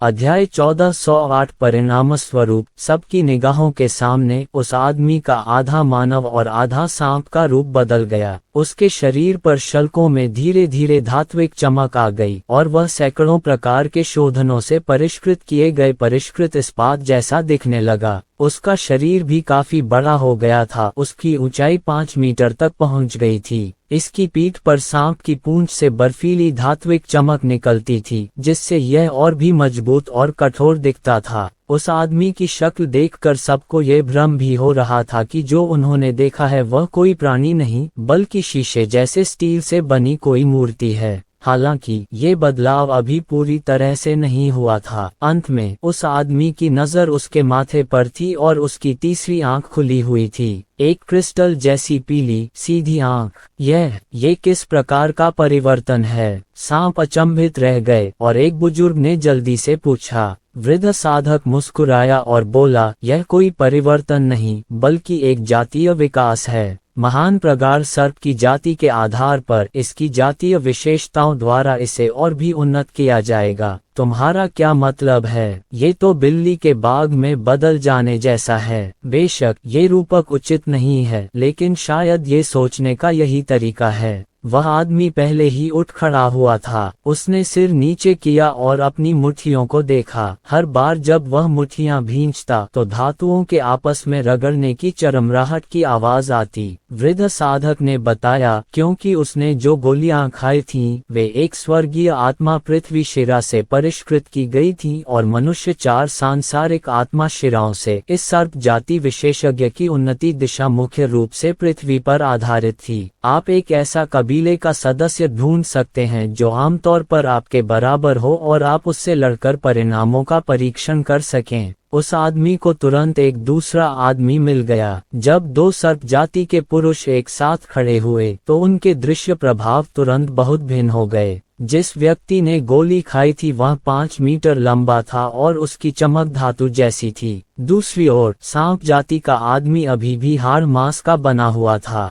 दूसरे आदमी के धातु के सांप के शल्कों की तुलना में उसके सांप के शल्क एक नजर में ही बहुत भद्दे लग रहे थे। वृद्ध साधक ने कहा, दानव उत्पत्ति की गोली आपकी साधना को नहीं बढ़ाएगी, हालांकि आपकी जाति का लाभ आपकी शक्ति को बहुत बढ़ा देगा। कृपया आरंभ करें। जैसे ही उसने बोलना समाप्त किया, वह साधारण सांप जाति का व्यक्ति तुरंत द्वितीय श्रेणी के सांप जाति की ओर दौड़ पड़ा। हालांकि उस आदमी की हथेली में मौजूद राक्षसी ऊर्जा एक लंबी राक्षसी कृपाण में परिवर्तित हो गई और द्वितीय श्रेणी के सर्प जाति के सिर की ओर क्रूरतापूर्वक वार किया। दूसरी ओर द्वितीय श्रेणी के सर्प जाति के चेहरे पर एक विचारशील भाव था। उसने अपनी शक्तिशाली शारीरिक क्षमता को महसूस किया और अवचेतन रूप से राक्षसी ख्यूई कृपाण को पकड़ने के लिए अपना हाथ उठाया। झनकार। इस तीखी टक्कर के बाद सर्प जाति के आदमी ने अपनी कृपाण हाथ में पकड़ ली। वह उसे न तो काट पाया न ही वापस खींच पाया। द्वितीय श्रेणी के सर्प जाति के व्यक्ति ने हाथ हिलाकर कृपाण छीन ली। उसने उसे एक तरफ फेंक दिया और फिर उसका विशाल धातु शरीर एक प्रतिरूप में बदल गया और उस व्यक्ति की छाती पर जोर से टकराया।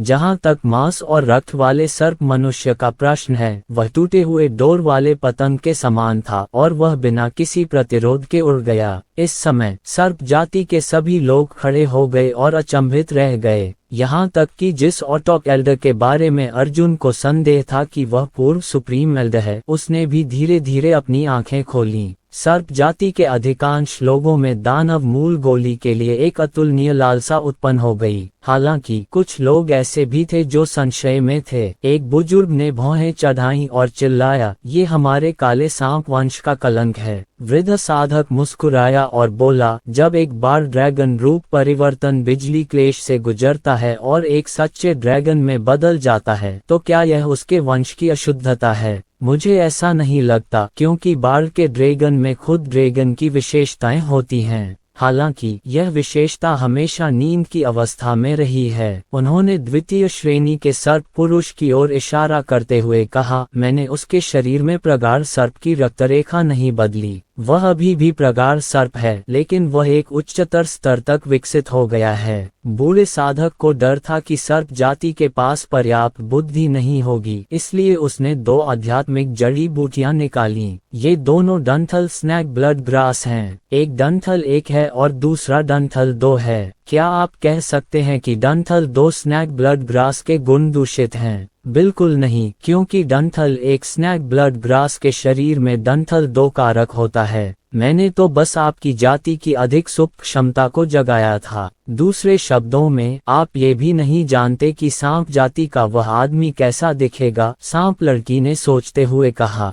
बूढ़े साधक ने सिर हिलाया और मुस्कुराया, यह आपके अपने वंश की संरचना पर निर्भर करता है। मैं इसे नियंत्रित नहीं कर सकता। मैं उसे एक गोली दूंगी। इस बार मैं अग्निशिरा वाली एक दानव मूल गोली खाऊंगी, जिसका मुख्य घटक अग्निशिरा है। सांप लड़की ने सीधे कहा। किसी को उम्मीद नहीं थी कि वह अचानक ऐसी बात मांगेगी। बूढ़े साधक ने तुरंत एक दानव उत्पत्ति की गोली निकाली। उसकी चमक हल्की लाल थी और उसमें से एक हल्की अग्नि जैसी आभा निकल रही थी। वे मूल रूप से अपने साथ दानव मूल की गोलियां लाए थे। उन्होंने गोलियों को पहले परिष्कृत करने का कारण ये था कि सर्प कन्या पूरी प्रक्रिया देख सके और उसे विश्वास हो जाए कि ये गोलियां वास्तव में मनुष्यों को परिष्कृत करके प्राप्त की गई थीं।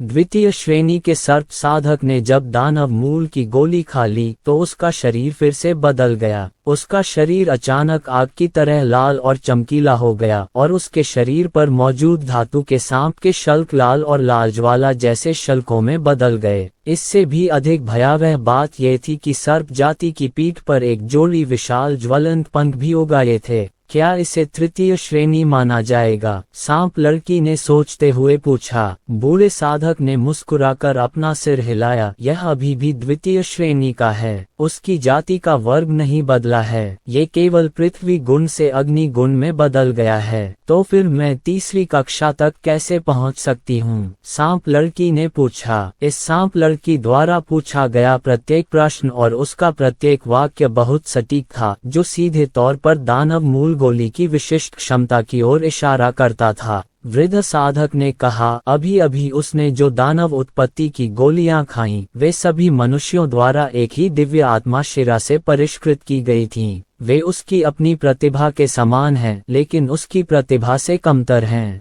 यदि वह एक दानव मूल गोली खा सकता है जो उससे भी अधिक प्रतिभाशाली है, तो वह एक तृतीय श्रेणी का गहन सांप बन सकता है। सौभाग्य से मेरे पास यहाँ एक है। बूढ़े ने बड़ी सावधानी से एक जरी का बक्सा निकाला। ये जरी का बक्सा पीले कपड़े की 3 परतों में लिपटा हुआ था। पीले कपड़े की हर परत मुहरों से भरी हुई थी। ये बेहद कीमती लग रहा था। जब ब्रोकेड बॉक्स खोला गया तो उसके अंदर एक 3 रंग की दानव उत्पत्ति गोली दिखाई दी। बूढ़े आदमी ने अपनी उत्कृष्ट कृति को देखा और गर्व से कहा, स्वर्गीय आत्मा 3 मेरिडियन, पृथ्वी आत्मा जुड़वां मेरिडियन, दानव मूल गोलियां। ये दानव मूल की गोली भी सम्राट द्वारा खाई जा सकती है। हालांकि आपके शुद्ध रक्त वंश की तुलना में इसका प्रभाव बहुत कमजोर है। यह आपको आगे बढ़ने के लिए पर्याप्त नहीं है। सांप लड़की ने अपना हाथ हिलाया और कहा, मुझे यह नहीं चाहिए। मैं इसे सीधे उसे दे दूंगी। द्वितीय श्रेणी का सर्प साधक तुरंत उत्तेजित हो गया। उसने दानव मूल की गोली उठाई और उसे अपने मुंह में ठूंस लिया।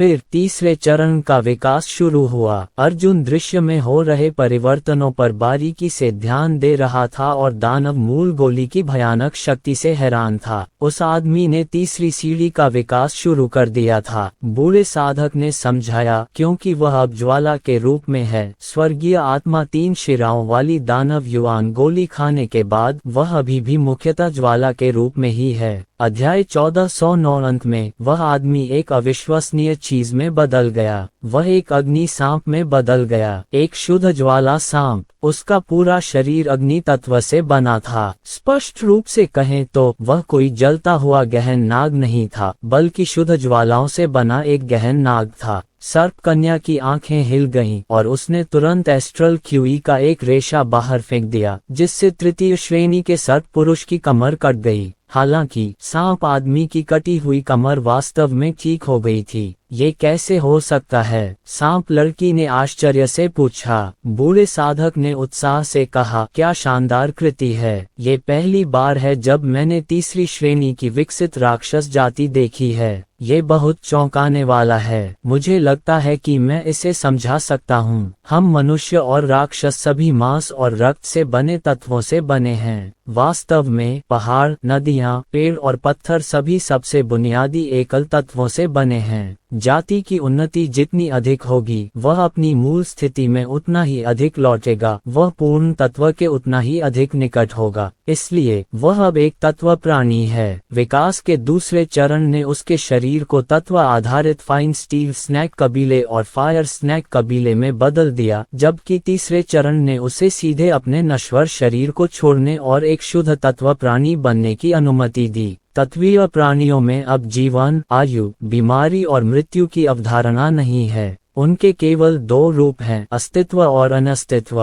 अस्तित्व है या नहीं, ये जीवन या मृत्यु से अलग अवधारणा है। अगर कोई व्यक्ति मर भी जाता तो भी वह जिंदा रहता। उसकी लाश तो वहीं रहती, लेकिन वह बेहोश रहता और हिल डुल नहीं सकता था। एलिमेंटियम जीव मरा नहीं, या तो वह इस दुनिया में था या फिर उसका कोई अस्तित्व ही नहीं था। इस समय तृतीय श्रेणी के गहन सांप के चेहरे पर एक अलौकिक वैराग्य का भाव था। वह अब उत्तेजित और आश्चर्यचकित नहीं था, बल्कि अत्यंत शांत और संयमित था। उसने सोच में डूबकर बगल वाली कुर्सी की तरफ देखा। कुछ ही देर बाद अचानक कुर्सी पर आग का एक बड़ा गोला दिखाई दिया। वह तेजी से सिकुड़ने लगा और कुर्सी पर लगी आग तेजी से फैलने लगी। इसके बाद तृतीय श्रेणी का सांप आदमी गायब हो गया और कुर्सी पर एक नया सांप आदमी प्रकट हुआ। अर्जुन इस दृश्य को देखकर स्तब्ध रह गया। पहली नजर में तृतीय श्रेणी के सर्प पुरुष का व्यवहार कल रात सर्प स्त्री के व्यवहार से काफी मिलता जुलता था। वे सभी तात्विक ऊर्जा के संघनन से गुजर रहे थे। हालांकि अर्जुन के पास एक अत्यंत मजबूत और गहन दाव आधार था। वह दोनों के बीच का अंतर जानता था, क्योंकि सर्प कन्या ही गतिमान थी, लेकिन तृतीय श्रेणी का सर्प पुरुष नहीं। सांप कन्या ने खुद को एक एलिमेंटियम में फैला लिया। यह एलिमेंटियम अर्जुन के कमरे में उड़कर वापस सांप कन्या के आकार में संघनित हो गया। लेकिन उस सर्प पुरुष ने ऐसा नहीं किया। उसने खुद को तत्वों में नहीं फैलाया। वह किसी भी क्षेत्र से तत्वों को चुनकर उन्हें अपने शरीर का आकार दे सकता था। जहां तक उसकी चेतना का सवाल है, वह उसके नए शरीर में प्रवाहित हो गई। पुराना शरीर वहीं छूट गया, हवा में मौजूद तत्वों में फैल गया और हवा के साथ विलीन हो गया। यह कोई आंदोलन नहीं था। तीसरी श्रेणी के सांप आदमी को मानो कुछ नियम मिल गए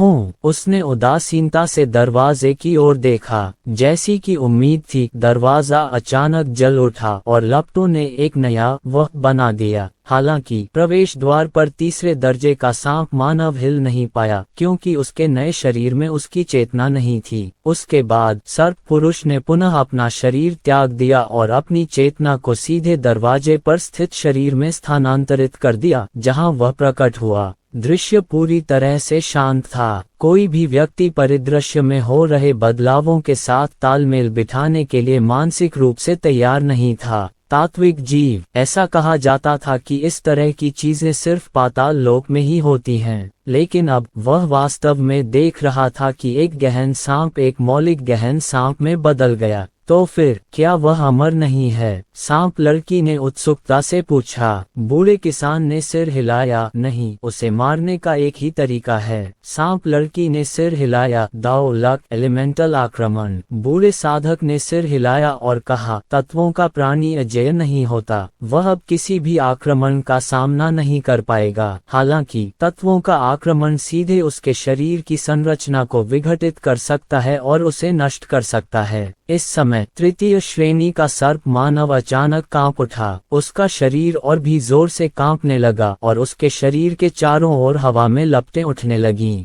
ये लपटें बहुत ही अनियमित ढंग से दिखाई दे रही थीं। धीरे धीरे तृतीय श्रेणी सर्प साधक एक ज्वाला में बदल गया जिसका कोई नियम या आकार नहीं था और धीरे धीरे हवा में गायब हो गया। उसके बारे में क्या? सांप लड़की ने पूछा। वृद्ध साधक ने कहा, सारा संसार उसका है, अब वह भी पूरे संसार का एक हिस्सा है। दुर्भाग्यवश उसकी चेतना चली गई है। लगता है तीसरे चरण का विकास विफल हो गया है। उसका काला सांप वंश स्पष्ट रूप से इतना शुद्ध नहीं है कि तीसरे चरण के विकास के प्रभाव को झेल सके। क्यों? सांप लड़की ने पूछा। वृद्ध साधक ने आकाश की ओर इशारा करते हुए कहा, यदि एक दिन हम आकाश का हिस्सा बन जाएं, तो हम स्वयं को स्वयं या आकाश के रूप में कैसे परिभाषित करेंगे? इसी तरह वह मनुष्य भी एक शुद्ध तात्विक प्राणी में परिवर्तित हो गया है। उसकी इच्छा शक्ति इतनी प्रबल नहीं है कि वह हवा में विद्यमान अग्नि तत्व और अपने शरीर में विद्यमान अग्नि तत्व में भेद नहीं कर पाता।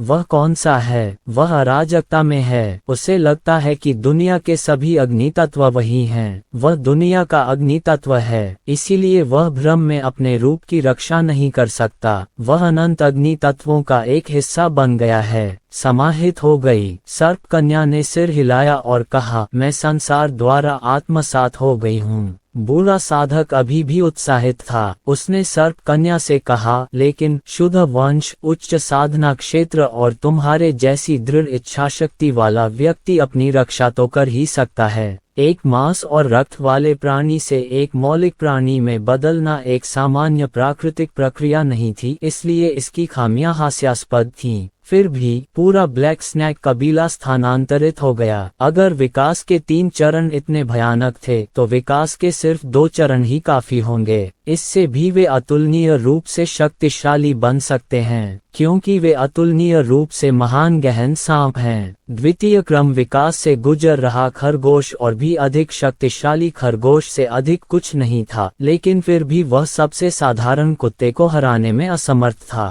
हालांकि काला सांप खुद एक बहुत ही ऊंची दौड़ की सीढ़ी पर स्थित था। अगर दूसरे चरण में एक तेंदुआ विकसित होता तो वह शेर और बाघ को कुचल सकता था। कुलपति, एक बुजुर्ग ने सर्प कन्या को उत्साह से देखा। उसकी आंखों में छिपी इच्छा दबी नहीं रह सकी। सर्प कन्या ये भी सोच रही थी कि दानव मूल गोली उसके गहन सर्प कुल के लिए ऊंची सीढ़ी पर कदम रखने और अधिक गौरवशाली मार्ग पर चलने का मार्ग है। हालांकि किसी कारण से उन्हें लगा कि इस तरह का विकास असामान्य था और जीवन के नियमों के विपरीत था। अभी तो उन्हें डेमन ओरिजिन पिल के सिर्फ फायदे ही दिख रहे थे, लेकिन नुकसान क्या? शायद कोई नुकसान न भी हो, लेकिन जैसे जैसे समय बीतता जाएगा उनकी छिपी हुई खामियां अचानक फूटकर उन्हें चौंका देंगी। मैं ये निर्णय नहीं ले सकती। सर्प कन्या ने अंत में अपना सिर हिलाया और कहा, शायद हमें अंतिम निर्णय लेने के लिए भगवान दानव सम्राट को आमंत्रित करना होगा। अब सर्प कन्या बोली, प्रकृति संप्रदाय के सभी लोग मेरे साथ दानव सम्राट से मिलने चलेंगे। सांप कन्या बहुत दृढ़ निश्चयी थी। उसे झिझकने का कोई कारण नहीं सूझा। चूंकि उसने पहले ही मन बना लिया था, उसने एक पल भी बर्बाद नहीं किया और तुरंत चल पड़ी। प्रकृति संप्रदाय के बुजुर्ग ये दृश्य देखकर बहुत खुश हुए। सर्प कन्या भावुक हो गई। कम से कम अब वह प्रकृति संप्रदाय का हठपूर्वक विरोध तो नहीं करेगी। अगर वह ऐसा बदलाव करने को तैयार है तो बाकी 8 भी ऐसा जरूर कर पाएंगे। अर्जुन जानता था कि सर्वोच्च दानव सम्राट को देखने का उसका मौका आ गया है। अध्याय 1410। इस बार जब वे दानव सम्राट के महल की ओर दौड़े तो सभी ने उड़ान नहीं भरी। बल्कि सांप कन्या ने सीधे एक स्वर्णिम विचलित महल को उठा लिया और पूरे महल को मोंटेनेग्रो से पश्चिम की ओर उड़ा दिया। अर्जुन महल में खड़ा था और खुद को हिलता हुआ महसूस नहीं कर पा रहा था।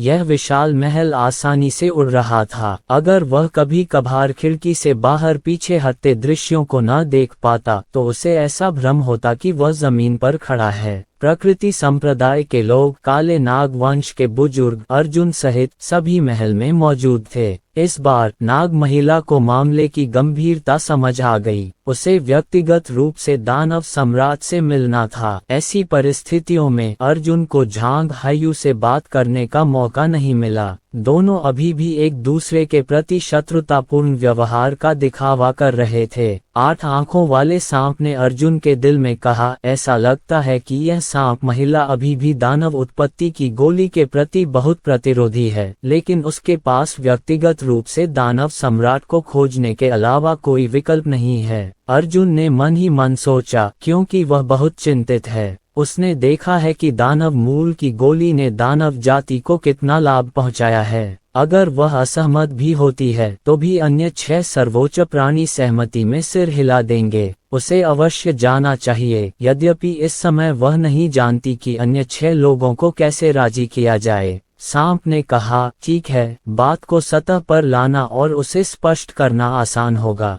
सांप लड़की को शायद दानव मूल गोली से मोह न हो, लेकिन अन्य 6 को होना चाहिए। यदि सर्प कन्या इसी तरह चुप रहती तो स्थिति बहुत खराब हो जाती और प्रकृति संप्रदाय के पास अन्य 6 को समझाने के लिए पर्याप्त समय होता। जब बाकी 6 लोग चले गए तो दानव मूल की गोली की उनकी स्वीकृति उनके दिल में गहराई तक बैठ गई थी। उस समय सांप कन्या के लिए कुछ भी कहना बहुत देर हो चुकी होगी और यह अपूरणीय होगा। इस समय जब सब अभी भी हिचकिचा रहे थे तो एक बड़ी बैठक बुलाना ही बेहतर था। दानव सम्राट और बाकी 6 लोग सीधे इस मामले पर चर्चा करने आए थे। इसके विपरीत बात को घुमाने की ज्यादा गुंजाइश थी। सर्प कन्या की हरकतें अर्जुन के अनुमान से ज्यादा अलग नहीं थीं। उसने दानव सम्राट और बाकी 6 लोगों को एक संदेश जरूर भेजा। उसने यह बात न तो छिपाई न ही प्रकृति संप्रदाय को बताई। दानव सम्राट ने तुरंत जवाब दिया। दानव सम्राट ने सर्प कन्या के विचार से सहमति जताई और कहा कि उन्होंने सार्वजनिक रूप से अन्य 7 जातियों को काली तीक्ष्ण दानव गुफा में इकट्ठा होने के लिए कहा है।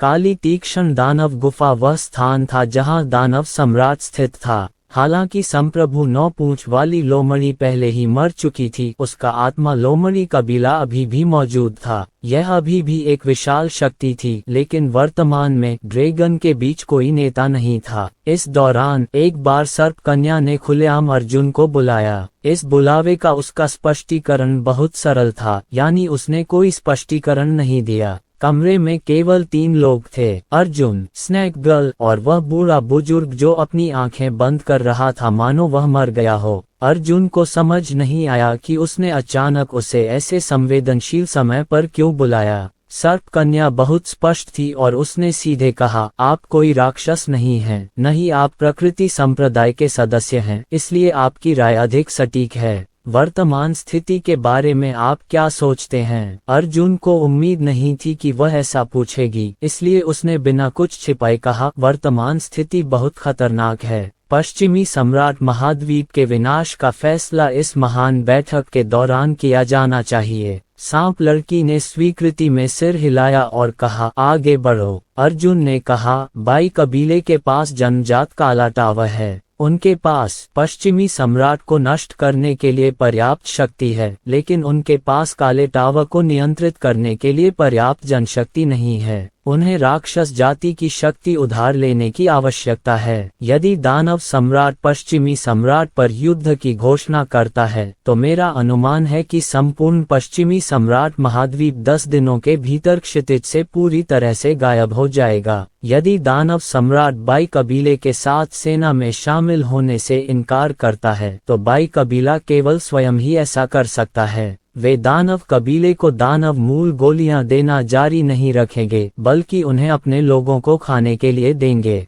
जिन लोगों ने दानव मूल गोलियां खा ली हैं, उन्हें काले टावर को नियंत्रित करने के लिए कहा जाएगा। हालांकि दानव मूल गोलियों की संख्या बेहद सीमित है। अगर बाई कबीला व्यक्तिगत रूप से कार्रवाई करे तो दानव सम्राट महाद्वीप संभवतः अगले 5 से 10 वर्षों तक टिक पाएगा। बाई कबीले के काले बुर्ज पर बड़ी संख्या में लोग होने चाहिए। एक बार जब राक्षस जाति के पास काले बुर्ज को नियंत्रित करने के लिए लाखों लोग हो गए तो पश्चिमी सम्राट महाद्वीप उसका सामना करने में असमर्थ हो जाएगा। सर्प कन्या ने सिर हिलाया और कहा, मैं भी यही सोचती हूँ, लेकिन मुझे लगता है कि अगर हमारी राक्षस जाति मदद भी करे तो भी आपके लिए ये कहना थोड़ा अतिशयोक्तिपूर्ण होगा कि आप पश्चिमी सम्राट महाद्वीप को 10 दिनों के भीतर नष्ट कर देंगे। मुझे लगता है कि इसमें लगभग 15 से 20 साल लगेंगे। अर्जुन ने कहा, तुम्हारे मन में ऐसे विचार क्यों आ रहे हैं? सांप कन्या मुस्कुराई और बोली, लगता है तुम्हें पर्याप्त जानकारी नहीं है। हालांकि इन्नेट ब्लैक टॉवर शक्तिशाली है, लेकिन इसे शक्ति के स्रोत के रूप में बड़ी संख्या में मॉर्टल ग्रेड ओरिजिन पिल्स की आवश्यकता होती है। हालांकि मॉर्टल ग्रेड ओरिजिन पिल्स को परिष्कृत करना बहुत मुश्किल है। अर्जुन समझ गई कि स्नैक गर्ल क्या सोच रही थी। वाकई इस दुनिया के सभी मार्शल आर्टिस्ट बेहद प्रतिभाशाली होते हैं। यह इतना अच्छा था कि साधारण स्तर की प्रतिभा भी मिलना मुश्किल था। मूलतः जिन लोगों ने मार्शल आर्ट में कदम रखा उन्होंने स्वर्गीय प्रतिभा के साथ शुरुआत की।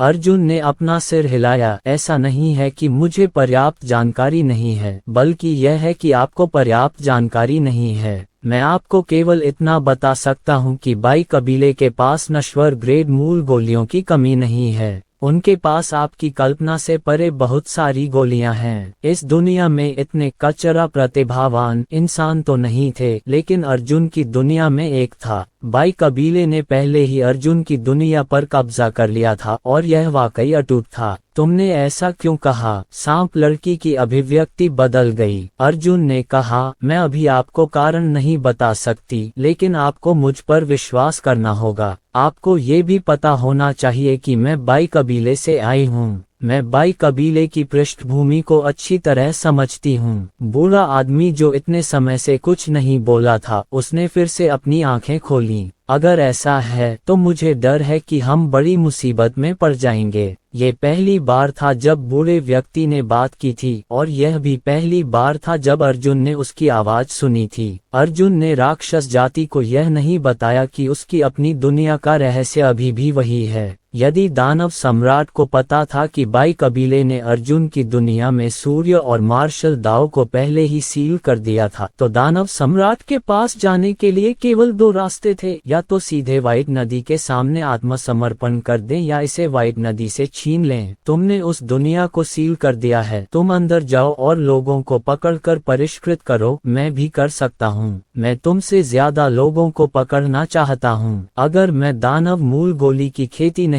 भी कर सकता तो क्या मैं तुम्हारी योजना को विफल नहीं कर सकता? क्या तुम लोगों को गिरफ्तार नहीं कर सकते? मैं मार डालूंगा। उस दुनिया के सभी लोगों को और भी तेज गति से मार डालो। मैं देखना चाहता हूँ कि तुम गोलियों को कैसे परिष्कृत करते हो। 6 सम्राटों की दुनिया के दृष्टिकोण से अर्जुन को तुरंत सभी को बाई कबीले के रहस्यों के बारे में बताना होगा, लेकिन अपने विश्व दृष्टिकोण से अर्जुन को ये रहस्य बनाए रखना था। ये बहुत विरोधाभासी प्रश्न है। ऐसी स्थिति में ये भव्य बैठक अत्यंत महत्वपूर्ण हो जाएगी। यदि अन्य 6 राक्षसों की संख्या के साथ बाई कबीले के अनगिनत काले टावरों को नियंत्रित करने के लिए व्हाइट रिवर के साथ सेना में शामिल होने के लिए सहमत हो गए, तो पश्चिमी सम्राट महाद्वीप तुरंत जलकर राख हो जाएगा। जरा सोचिए, लाखों काली मीनारें आसमान से नीचे गिरेंगी और 5 मध्याह्न रेखाओं के नीचे के योद्धा तुरंत आत्मविनाश कर लेंगे।